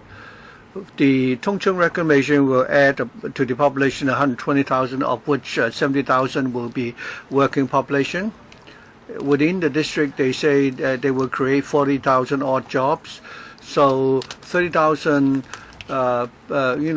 people will need to leave the area where reclamation is going to take place, and you're going to create 150,000 new jobs. If you have good transport connection in Tongcheng, only then can you ensure that the reclamation area will be a livable area. Relying on buses is not possible. I think people moving to Tongcheng would like to work at the airport or within the district, and none of them would like to spend a long time waiting for the buses. Secretary, you know that I have been pushing for a long time that we should improve the frequency of the trains going to the airport, and there will be a report will be submitted this month. And I don't think you will be able to go to the PWSC or the FC yet. Since you have plenty of time to study that report, I know that you won't be able to answer my question. Just want you to undertake this before you go to the PWSC or the FC. Please work with the THP and come up with an answer. Tell us which bureau will pay for the shuttle rail if that report concludes that it's technically feasible. In 2023, when you have the first population intake, and 2030, when all the population moved in, you should implement this very important facility. If there are no answers yet when you go to the FC, I will reconsider whether or not I will support this reclamation project. Secretary, could you answer to my two suggestions? Well, this project is a very important housing project. In terms of the works, we want to expedite the works in order to shorten the timetable. So we will proceed with a parallel tender. We will try our best to do that, but we also understand that we are on a tight schedule. We hope that by the end of this year, work can commence. We hope you will have your understanding. We will do our best, but will you call tender for the before you come to the FC? Whether or not we would know about the result of the tender before they go to the FC, we have to call tender. We have to close the tender before we know the bids and the prices. So we may not be able to make the timetable, but we tried our best. What about the circular line for the AEL? Well, Mr. Tin already said that our colleagues at the Airport Authority are conducting a study. That study is still ongoing. They will be publishing a report next month. I hope that they will stick to the timetable and finish the study next month. And then we'll actively follow up on that study together with the THB. I believe this is only a very preliminary idea as to how we're going to implement this. There's still a lot yet to be done, but we promise we will continue to follow up. Do you support the funding application, Mr. Tin? It would depend entirely on whether or not they can satisfy the second condition about the alignment of the AEL before I can give an indication. Mr. Chen Chi-chin, thank you. This is a $20 billion mega project, and the paper they submitted is very simple paper. We need to look at the the development plan submitted to us in 2015-2016, and the private housing development to be built on the reclamation site. It's closer to the link road between to the airport. Area 3 is very close to the link road for the Chilapcock and Chumot, and the PRX units will be surrounded by private development, and I'm very worried about the ventilation impact and the noise nuisance. Let me first deal with the noise issue. I hope the government can explain. According to the PowerPoints provided by the Airport Authority, after the 3 runways is completed in MVF line in 20, it will be very close to the reclaimed area. According to past experience, such NGF 25, by the time they are completed,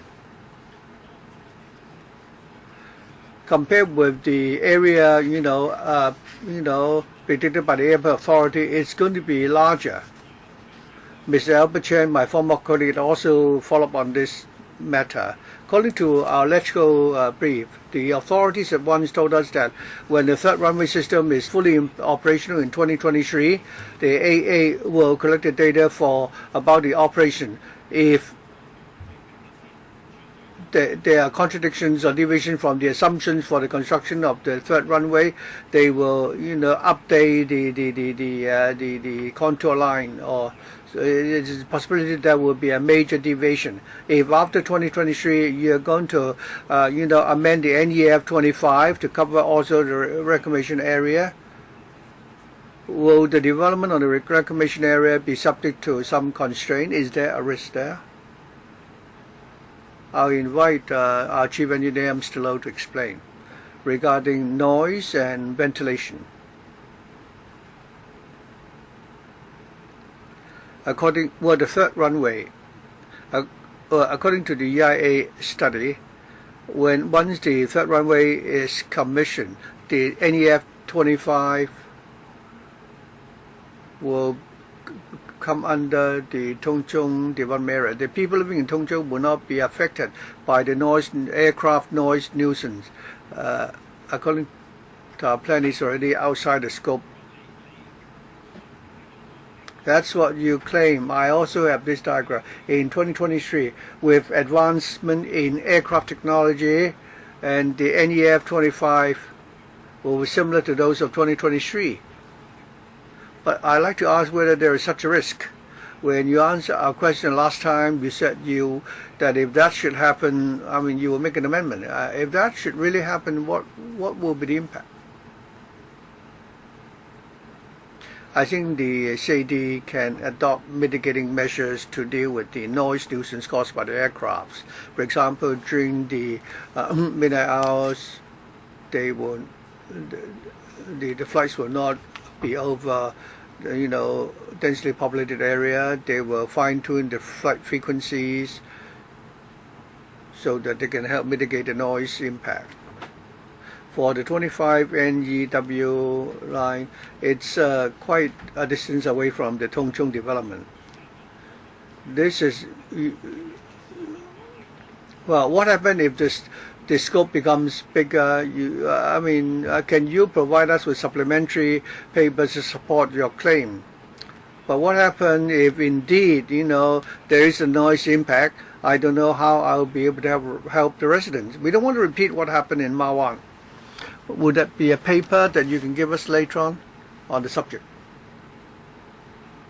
Chairman, we can supplement some papers for members. Mr. H. Chen, do you support the funding of expenditure? I'm not able to give my support yet at this stage. Okay.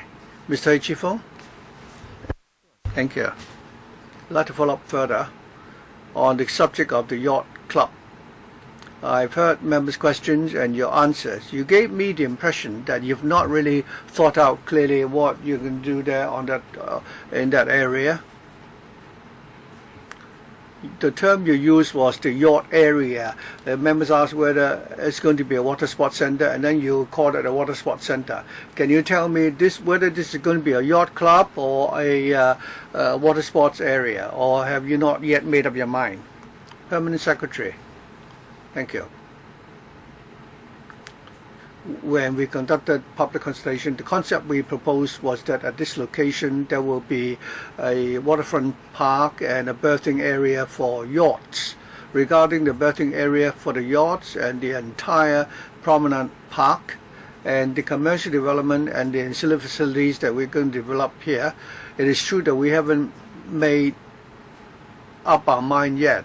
In the process, we've heard different views, and members also suggested whether we could have other ways to make use of this area proposed for the yachting facility and so on. We certainly consider all those options. No, my simple understanding is that it's going to be a berthing area for yachts, similar to that of a yacht club. But according to your answer just now, it will not be a water sports center. After you've obtained the $20 billion, how are you going to use it? You use the $20 billion to build a facility. You said it won't be a water sports center. I'd just like to clarify this point. We are now applying funding for this project in respect of the reclamation in the area. As for the infrastructures to be placed on the reclamation area, we will later on come back for funding. Mr. Hui is correct. If there should be any supporting facilities we need to provide and commercial infrastructures, then we will be submitting the application later for funding. For the site originally planned for a berthing area for yachts, we understand that in other parts of Hong Kong, yachts, fishing boats and other sports can coexist, and we will not rule out that option. We'll consider it carefully. The more I hear, the more confused I'm becoming. You said it could be a water sports center, it could be an area for the berthing of vessels and so on. Now, in the whole design, you have a site earmarked for the building of a berthing area for yachts and so on. How did you come about this concept? Was it a suggestion proposed to you during the public engagement exercise? Is it a suggestion from the developers? Ms. Tam, thank you. when we conducted the Tung Chung development study. Through this new development area, we want to develop Tung Chung into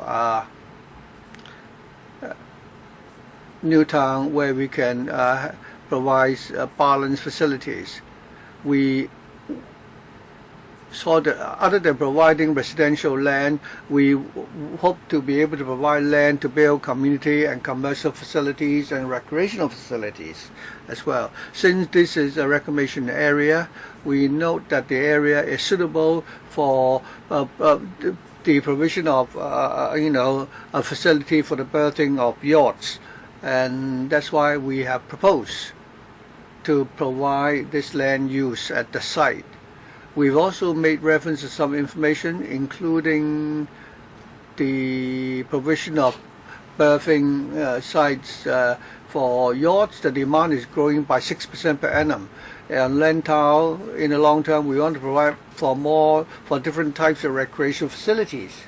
And that's why we are proposing to build a berthing area for yachts in the area.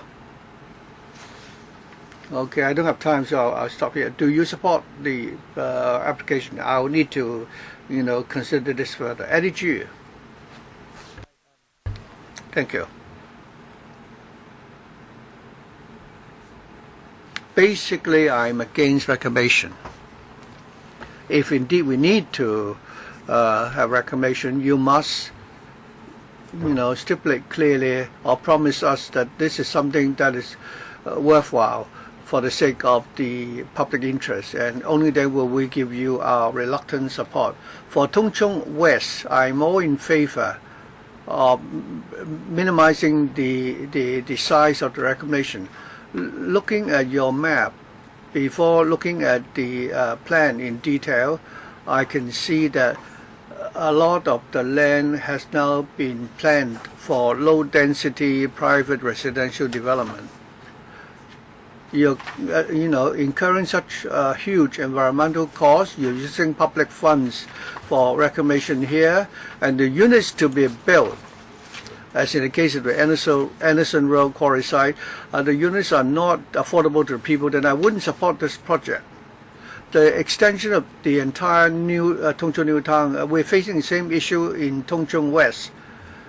There's a major valley in Tung Chung West, and I understand that more than 80% of the land there will be used for private residential development. That is, they have been zoned for RC, low density luxury apartments.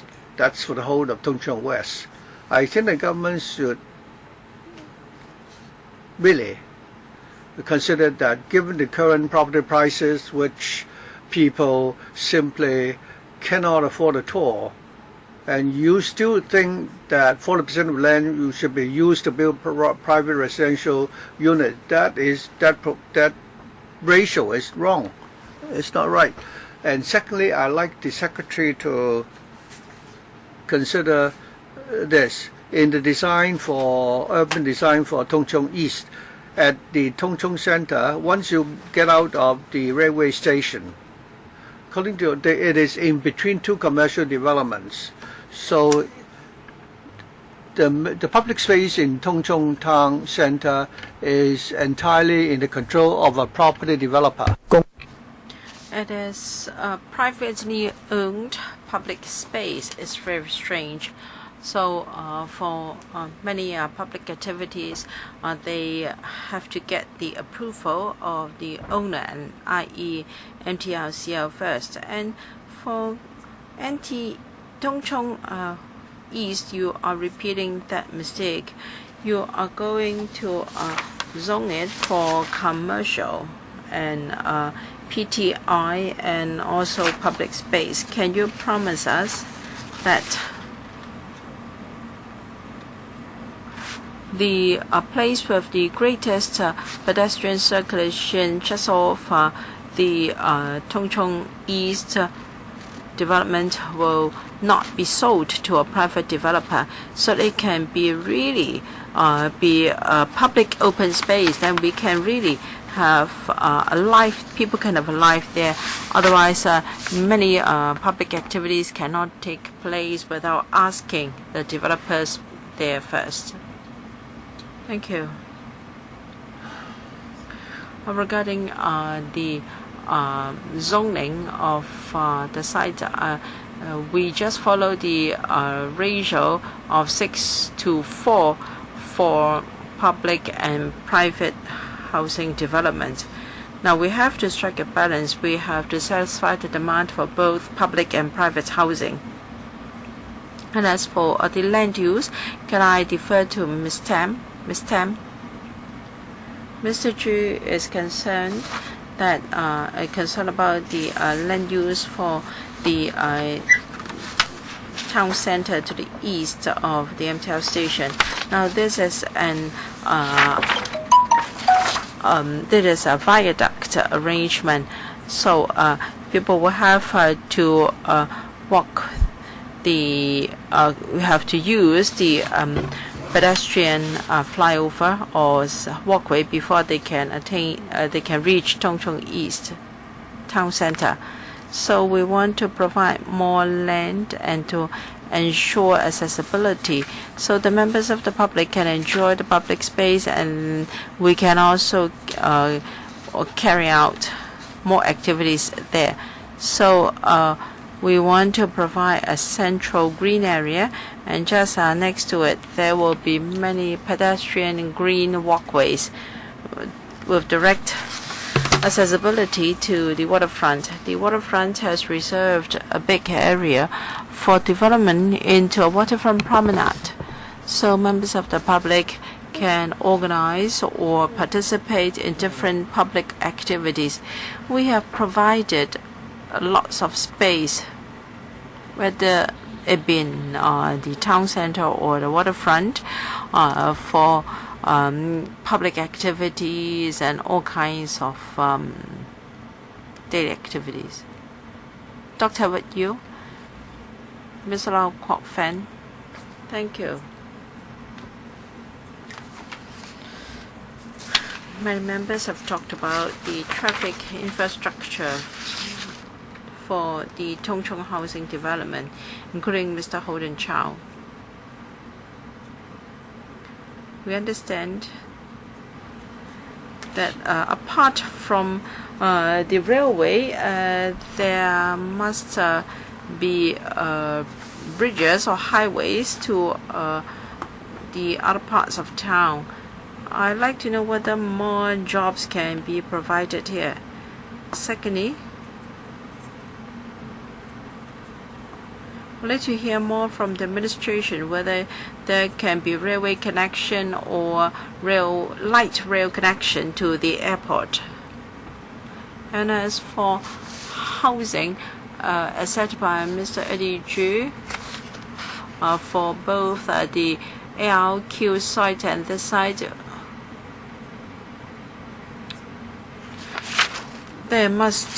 we have both demand for public and private housing, and we have to strike a balance before we can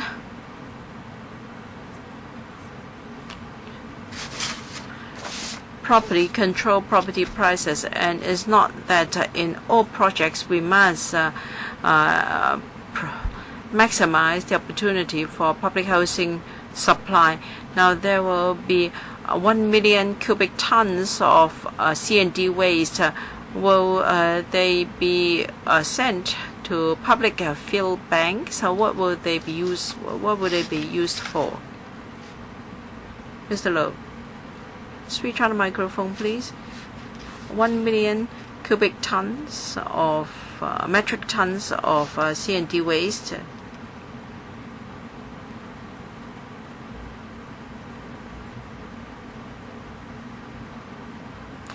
Because we have to consolidate the settlement, and they are for loading. So the construction waste will be transported to public field reception facilities for reuse. So it will be used in an environmental friendly manner. Yes, it will be borrowed from our public fuel reception facilities for consolidation of our reclaimed site. After that process, it will be transported back to our public field, so it can be recycled. Mr. Low will comment on the traffic. Mr. Low. The THB has invited the MTRCL to submit a proposal on the extension of Tung Chung Station to Tung Chung West and the construction of Tung Chung East Station. As for an environmentally friendly light rail, a consultancy study is in progress. We have yet to reach a conclusion. So for Tung Chung, we will still use a railway as the backbone, and with Tung Chung and Tung Chung East stations as the main nodes, and then buses will serve as feeders. Whether there will be a light rail system, it will hinge upon the consultancy study being done. Well, usually you use S1 shuttle buses. I think you can consider using environmentally friendly light rail systems. We have a Sustainable Land Town Development Office, and the office will look at various ways to improve the internal and external traffic networks of Tung Chung, and the office will see to this matter. Mr. Jeremy Tam.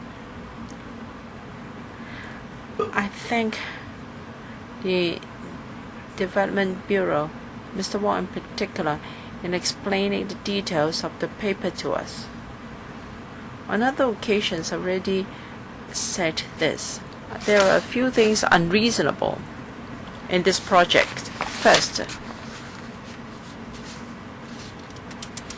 and that is the yacht club will be too close to the public housing development.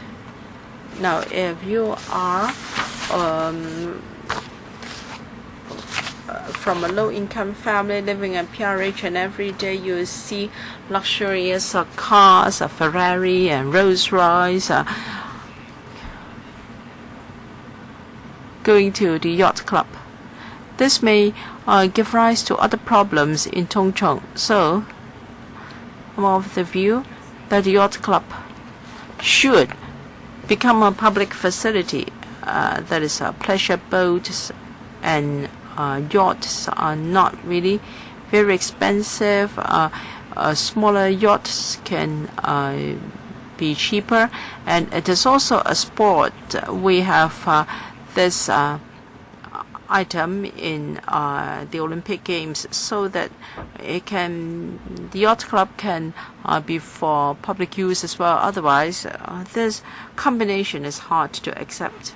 And a hotel, I understand that there will be a hotel development here. Somewhere else in Tung Chung, there is another hotel under construction in Area 54. There are headlined stories or front cover stories in our newspapers today saying that we have a surplus of hotel rooms in Hong Kong. So it may not be appropriate to have a hotel so close to residential developments. Perhaps it should be better provided in the commercial area. Just yesterday at a transport panel meeting, we talked about the problems of ferry services. There is connection to Tuen Mun. I know legislative amendment is in progress to allow vessels to go under bridges.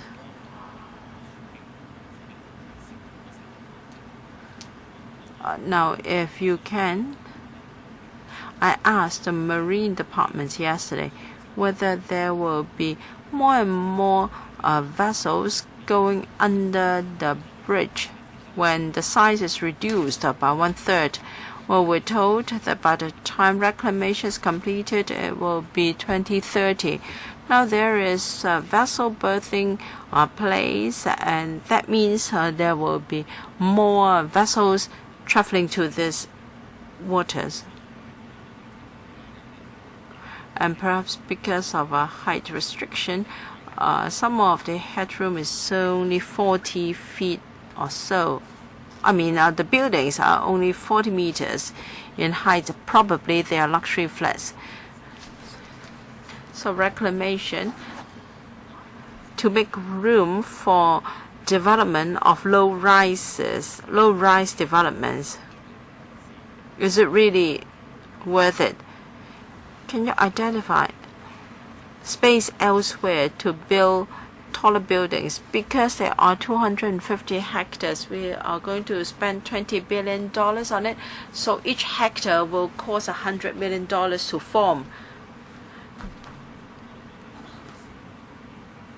You may not be able to answer all my questions in one go, but I think it is more cost effective if we do not have the 45 meters tall buildings here. Yes, whether the public housing development will be very close to the yacht club. Well, as I said, the development of this yacht club will be done at the later stage, and we will consult the public before we decide how this should be used. Of course, we heard comments from members that we want it to be a public facility so that more people could enjoy it. We have short buildings at the waterfront because we have adopted a terraced design. For buildings closer to the shoreline, they will be shorter, and those further away taller. Regardless of the location we talk about, we usually have this terraced design. And the Harbourfront Commission will also want us to design our waterfront in this way to make it to make the visual aspect more permeable. Ms. Tam. Area 53A, yes, a hotel. Area 53A indeed has got a hotel under construction. For Tung Chung East reclamation area, we've only reserved one site for hotel construction. It is proposed to tie in with the development of the waterfront. As at different recreational facilities, including open space, are provided here. There should be various commercial activities, F&B facilities and hotel to build in a commercial element here. And there will also be a public open space, and there can be different types of jobs available for the local population. Hon, Chairman, the Bureau does not seem to understand what we are saying. The so-called ratio between public and private housing development. I don't know what you mean by 60 to 40%. Are you comparing, unit by unit for unit, or are you talking about 6,000 PRH units and then 4,000 private residential units or commercial units? That's not the case. I think if you build 40% of the site for private residential development, such luxury apartments. I mean, nowadays units which are not luxury apartments are already becoming luxury apartments. Even PRX units are becoming, luxury apartments. And you're going to build it near the waterfront. Suddenly, it will be very expensive and not affordable for most people. I've raised it that given that property prices are so expensive because we have a shortage of land. As a result, we don't. But it's not really the reason. It's because property prices are so expensive that it's beyond the affordability of the buyers. At the same time, for public housing, there is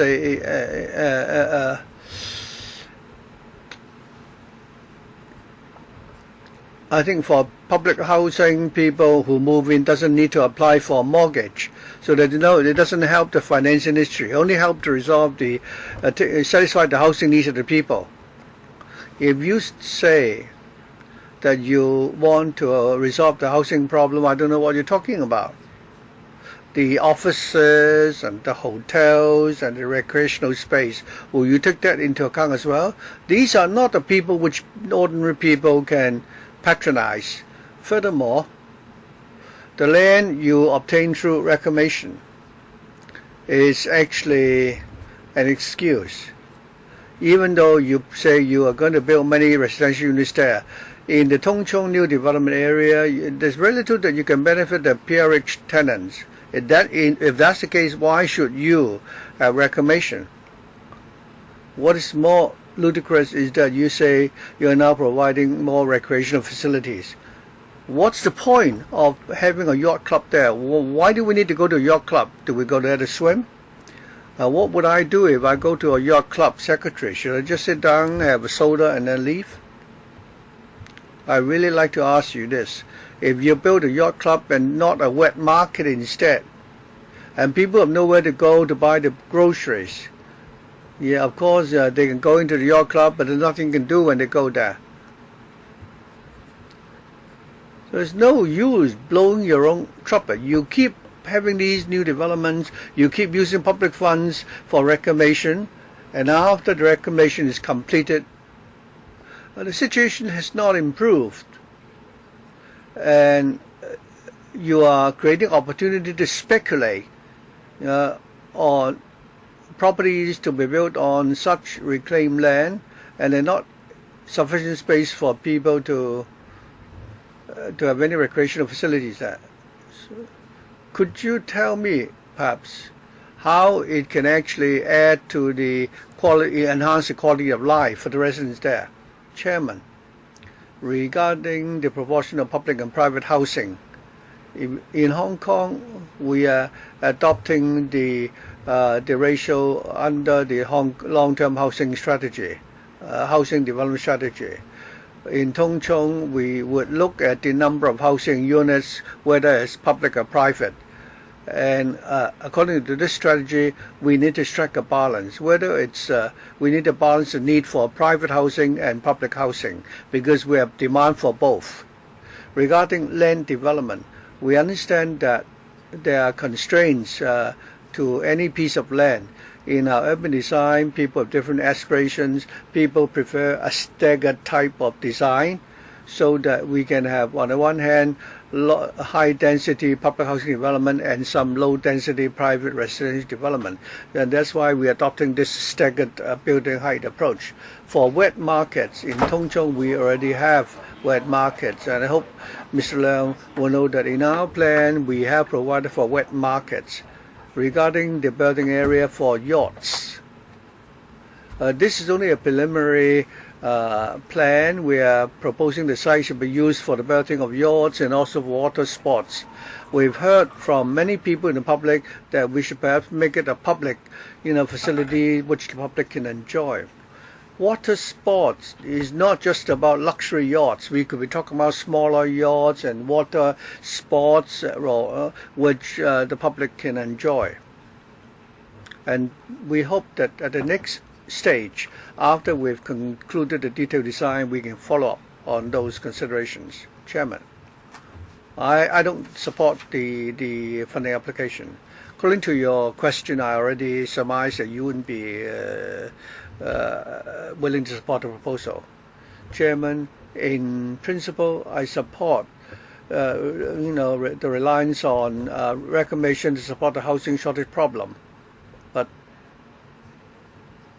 for the development plan for the Tung Chung New Town, I'd like to be able to clarify one point. For Tung Chung East, it is now, have you now confirmed that you're going to build the railway extension to Tung Chung East when you start the reclamation, that we are going to build the Tung Chung East station? Ms. Wong? Mr. Wong, we need time to do the reclamation. Yes, I'd like to know while you are proceeding with a reclamation, have you already talked to the MTRC and tell the public that you will be building a railway extension? The Bureau has already asked the MTRC to submit a report. Chairman, I'd like to point out that in the last 10 years, there have been many instances in which you've, cheated the people, lied to the people who move into Dongchong, and you have not delivered the infrastructures you promised. As a result, the residents are encountering lots of difficulties. 10 years ago, you promised that you're going to build Dongchong West. That's why people were willing to move into the Yetong estate. But what happened is that before 2014, the government was still saying that because you haven't finalized a plan to build the Dongchong East New Town, and because of cost consideration, you did not build Dongchong West Station. Only in 2014 you built the Dongchong West Station, and Yetong estate residents for more than 10 years are now relying on buses for transport. And now that you're going to develop the Dongchong East New Town, if you cannot tell us what the transport facilities will be, and you can't promise that there will definitely be a Dongchong East MTR station, then I agree with other members. It's not just about how many jobs you will create, how many housing units you will build, and we will have to accept your proposal just because you are saying you satisfy the housing demand. Other than having a pier and a hotel there, you've not given us any details about the other facilities, especially the transport facilities. Could you elaborate further about the transport facilities planned for Dongchong East? How can it relieve the difficulties faced by the Dongchong East residents? We've said that for the extension of the Dongchong New Town, according to our we have been liaising with the colleagues in the TXP. In 2014, in the Railway Development Strategy update, it was suggested that there will be a Dongchong extension to Dongchong West Station. And in this development plan, we've talked to our colleagues in the TXP. We are fighting for the provision of a Dongchong East Station. Both extensions and both stations, I think at the beginning of this year, our colleagues at the TXP had invited the MTRC to conduct a study and submit a proposal. I hope members understand that this will take time before any project can be completed. At this stage, we are following the procedure. We hope that we can expedite the progress. But with your support, we hope we will be able to continue to follow up and move forward. Chairman, I want clear details because for the Dongchong West Station, when the government built the Yetong estate, they promised that the resident there will be a railway station. In 2008, they shelved the plan. Only in 2013 and 14, they said they will build it again. So since you're going to develop Dongchong East, I think all these details should be planned, beforehand. Dr. Fernando Zhang, Chairman. To create land through reclamation, I really have reservation about this approach. Compared with Dongchong West, and we understand that the impact on the ecology is relatively better. For the site obtained through reclamation, we are worried that, first of all, the government is going to create more land for private residential development. The shortage of public housing, we know that there is a shortage, and in your slide you said that the low density development to the front will be private development, or apparently luxury private residential units, and near the public transport facilities and the mass transit system there's a lot of commercial developments, and you're also proposing to build a yacht club there. And next to the yacht club, there is a piece of land designated other uses. Looking at the plan, your planning intention is to develop a yacht club, clubhouse there, and also commercial facilities for the berthing of yachts and so on. The secretary said that the berthing area, you will try your best to open it to the public, and you can even allow some water sports there. But for the OU site, you've said that it will be used to build a clubhouse and commercial facilities. I'm then very worried. We are relying on reclamation to create land in order to build these luxury residential units and a berthing area for luxury yachts and a clubhouse. Will these facilities be accessible to the public? If people from the grassroots background, for them, such luxury facilities, you wouldn't dare to go to a yacht club if you don't have the means. It's even beyond the means of the middle class, not to mention those at the grassroots level. As to how public funds should be used, now you are producing land through reclamation, but will the land that is created will be enjoyed by the people of Hong Kong? Would it be that people can only look at these facilities from a distance? Is that the best way for us to use our public funds and also our natural environment? Secretary, according to our plan, we have carefully struck a balance to ensure public access. We want the majority of the public to be able to use the facilities. That's the principle we abided by. Regarding the height, building height, I've already explained that the planning principle for waterfront area is that for areas closer to the waterfront, the building height should be smaller. I'm sorry, Secretary. I didn't say I was concerned about the building heights. I'm concerned about the entire piece of land and whether the general public, especially those from the grassroots level, will be able to use the facilities there. If it's a yacht club, for the OU side, you stipulate it will be for commercial development, yacht clubs, clubhouses, and so on, and related facilities. Can you guarantee that these facilities will be accessible to the public? To what extent will they be used by the public, and how may the public use the facilities? I was saying that Mr. Zheng talked about our low-density development. Even earlier, we talked about medium-level density development and low density. Regarding the berthing area and the OU site, I think the way we put it is very flexible. As I said, in answering members' question earlier, I explained that the yacht berthing area is more towards the north side. It will be developed at a later stage. In our follow-up work, our principle is that for the waterfront area, we want to make it accessible to the public. So that's the principle we follow when planning for the waterfront areas. The facilities there, we hope, will be accessible to the majority of the public. For the maintenance and commercial activities, for small vessels, of course, they may need to be serviced and repaired. We need facilities to do that. And we also need other commercial facilities to ensure that we have a vibrant waterfront and to ensure that it is accessible to the public. We'll certainly, take heed of Dr. Zheng's point that the waterfront area will be accessible to the majority of the public. Mr. Yu Shiwing. Thank you, Chairman. As we all know, we are short of housing land in Hong Kong, and we don't have enough open space.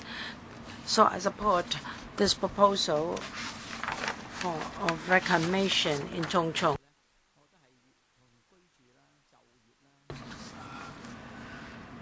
The reclaimed land can be used for housing, for providing jobs, for recreational and commercial purposes.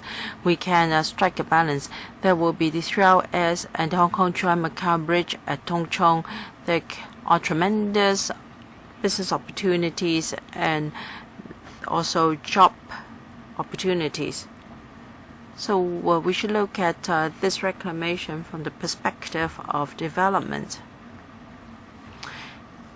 And for the yacht club, please don't think that this is just an an activity for the well-off. The tourism industry would also buy or hire pleasure boats for tourists. During the summer, many Hong Kong residents would hire pleasure boats to go to outlying islands and swim and fish at the beaches there.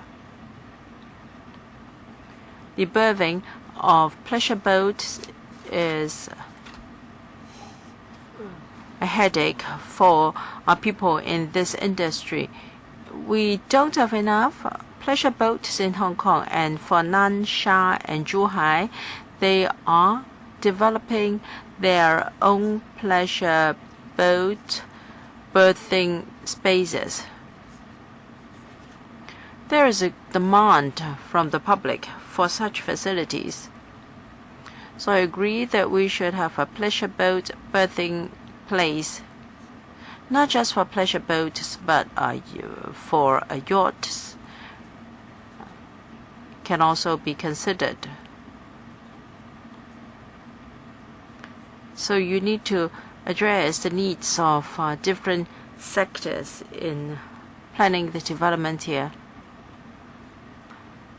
There will be over 100,000 square meters of commercial space for retail and other commercial activities. Can we have any view? Do you have any plan on the actual use of the commercial floor area? Ms. Tam.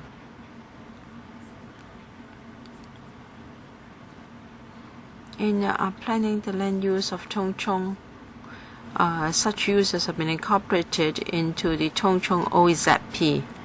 Commercial floor area will be as much as 877,000 square meters. About 500,000 square meters is office space. I hope the office floor area can allow different commercial activities so that there can be a variety of jobs for Tung Chung residents to choose from. The remaining 300,000 square meters of commercial space will be for regional and district level retail facilities. They will be distributed at Tung Chung West as well as the PRH development, so as to serve the residents and to provide jobs. Thank you. Mr. Yu, do you support the paper? I do. How much land will be for, how much area will be for hotel use? Mr. Ibrahim Sheikh. Thank you, Chairman. I support the paper.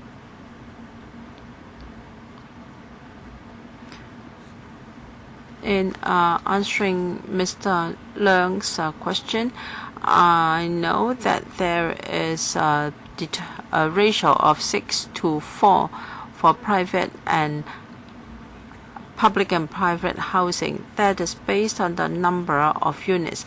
Now we have 290,000 applicants in the waiting list for PRH. So I think you should be flexible. Instead of a 50-50 split, you should introduce a 60-40 split, because our population or the number of applicants for PRH is rising every day. So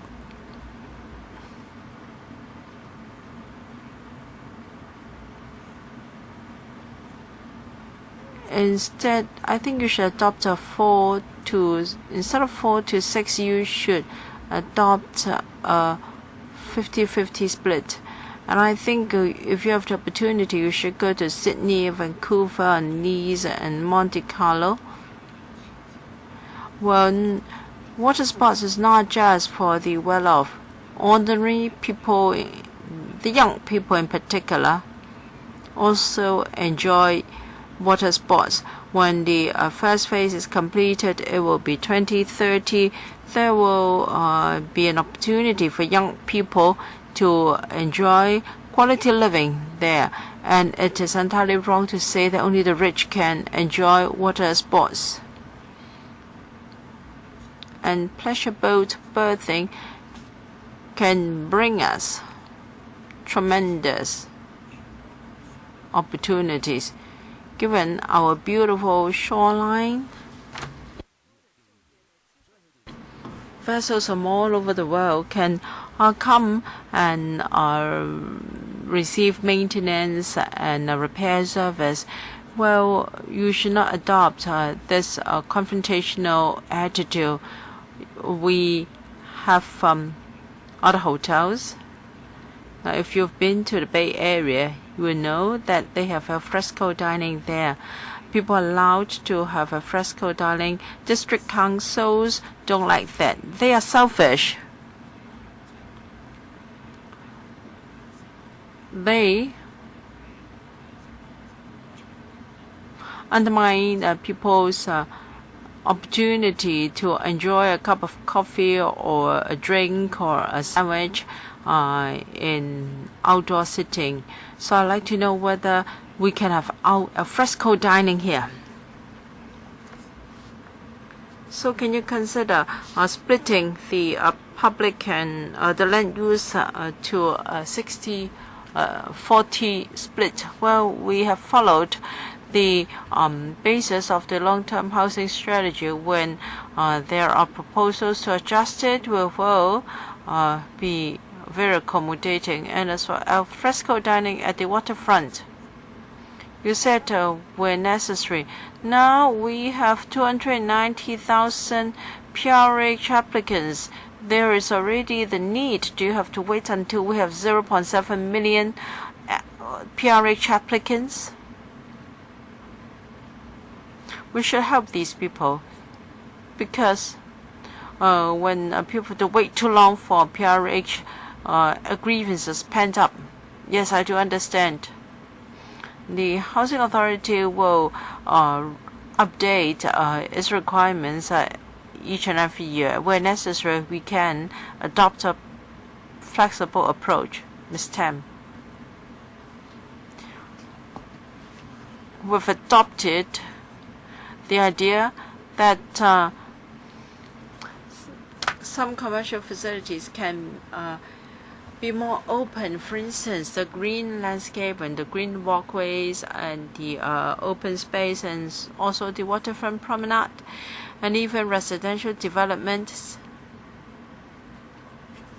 along the boundary of their sites. They have to provide commercial facilities that could include smaller retail outlets and F&B facilities, so that they can adopt an open design facing the open space, so that we can maximize our waterfront potential, so that we can have a more vibrant and commercially active waterfront promenade. Ms. Alice Mack, we've overrun too much, so we will not allow the second round of questions.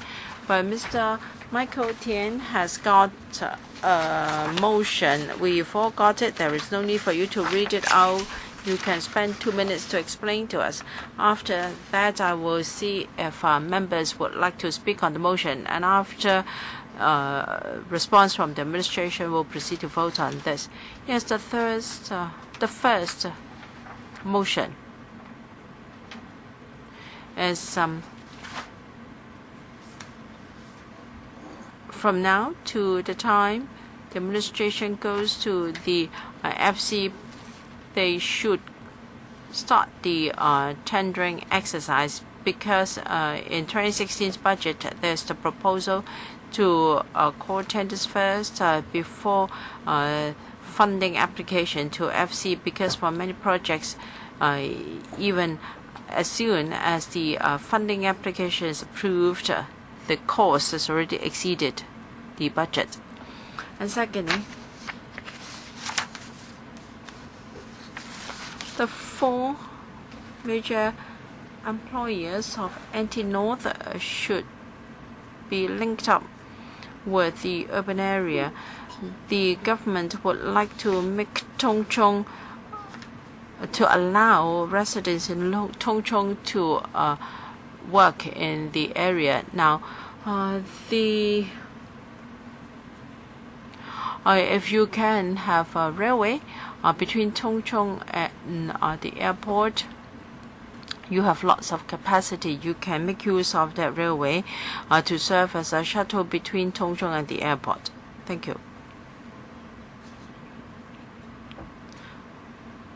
Would any member like to speak on this item or these motions?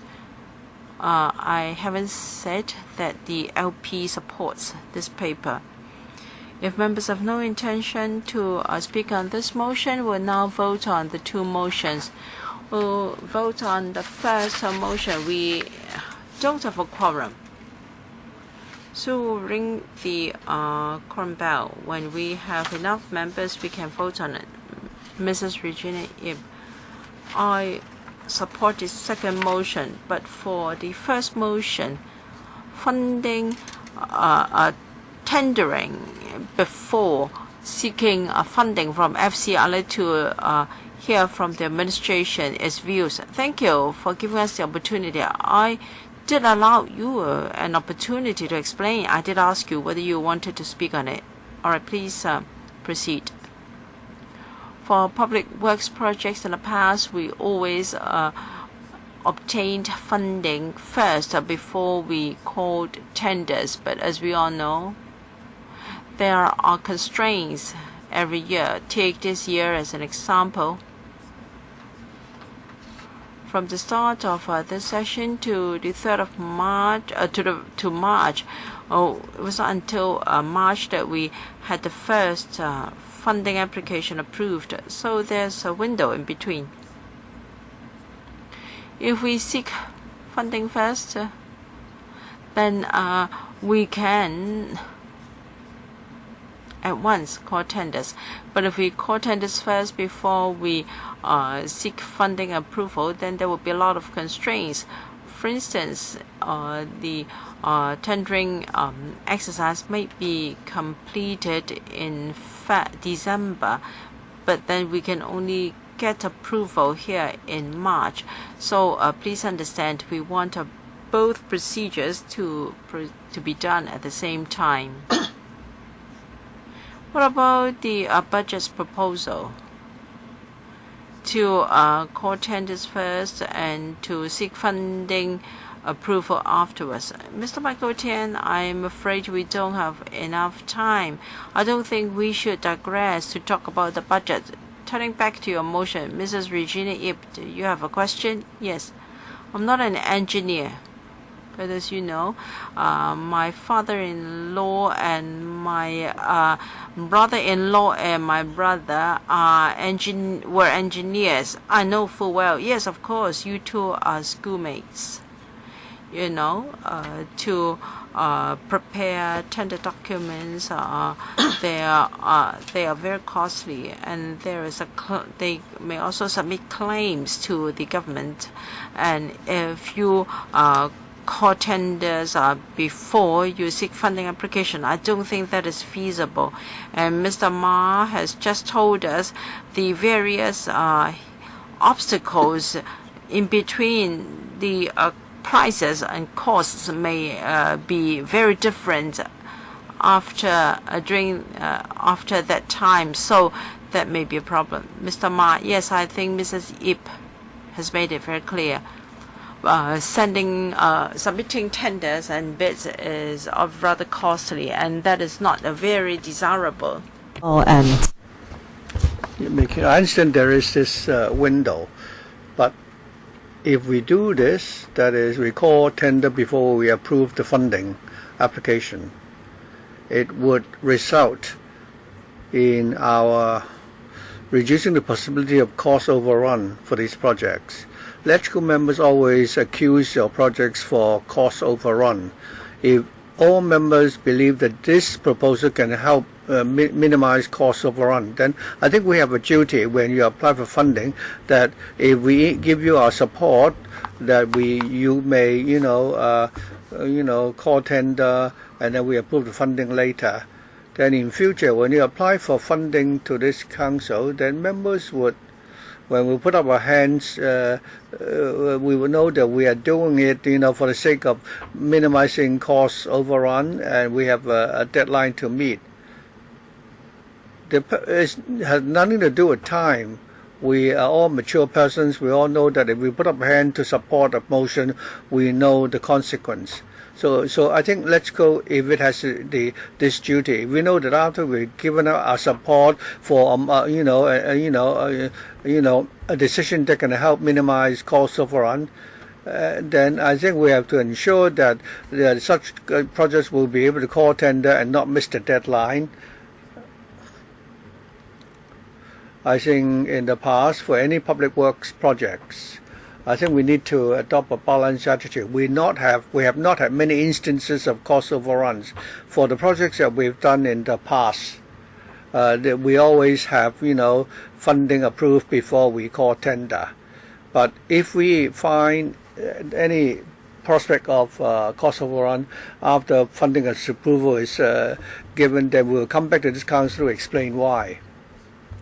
Actually, I'd like to just remind members that we have not many instances of cost overruns in the past. Mr. Sip, I don't think I can allow you a second and third round. Now, regarding this motion, at the FC, I have heard members suggesting that we should require the administration to invite tender before they will apply for funding. But for people who put in the bid for the tender, the contractors would sort of have some discussion among themselves. I'm not talking about bid rigging. When I was chairing the FC 2 years ago, we had a thorough discussion on this point. So I don't think, although I'm not going to vote, and I don't think this is a major deviation. At the FC deliberation then, there were different views. But this was deliberation by members of the last term. Anyway, we'll now call the division bell, which will ring for 5 minutes.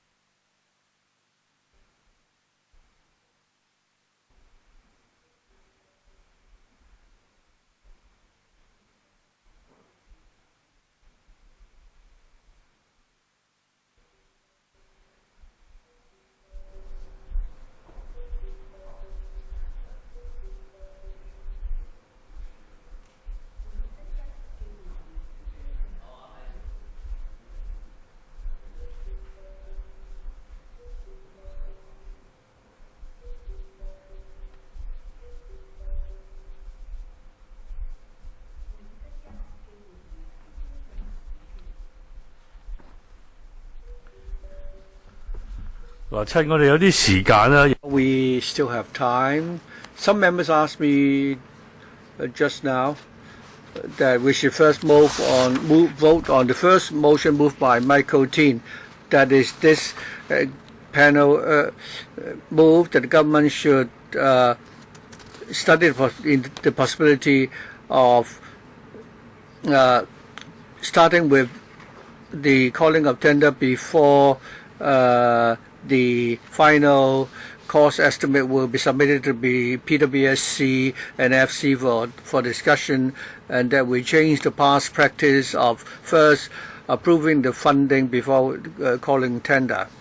And secondly, The second motion regarding the reclamation of 130 hectares of land, which accommodate a new population of $120,000 and creating 40,000 new jobs. But 70,000 people still need to look for work outside of Tung Chung. Furthermore, after 2030, the third runway will be completed on Lantau, the Hong Kong-Macau Dry Bridge, the North Commercial Development in the North, creating 150,000 new jobs. We therefore need to complete the transport connection in linkage. Furthermore, the government emphasized to stress that it will build Tung Chung into a place where people can have local employment and a livable city.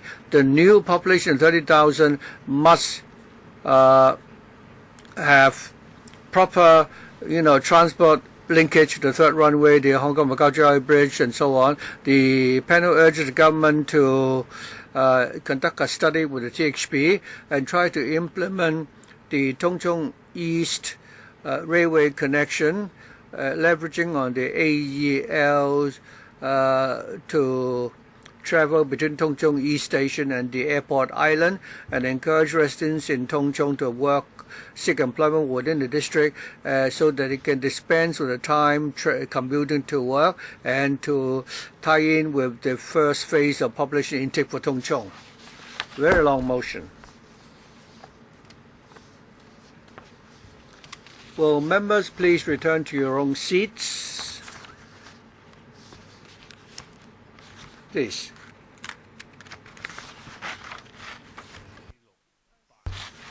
We have 8, 10, and 12 members, so we have a quorum now.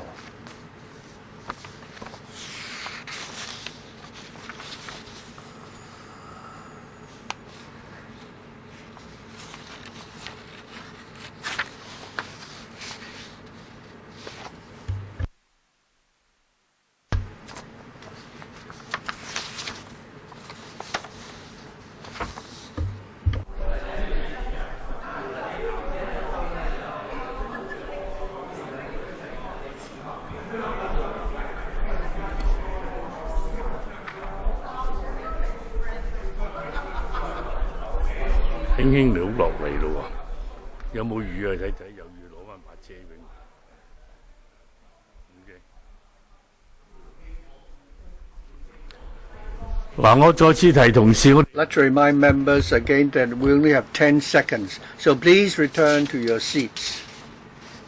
Ms. Michael team, please go back to your seat. We need to proceed to the vote now.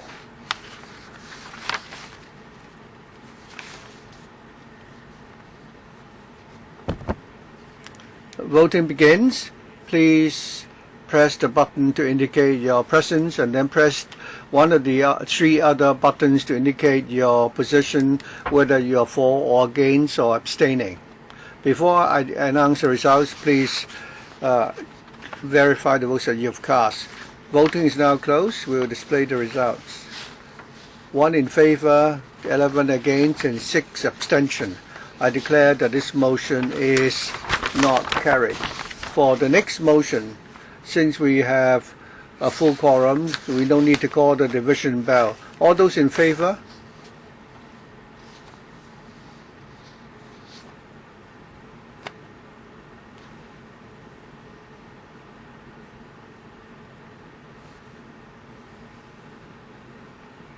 Those against?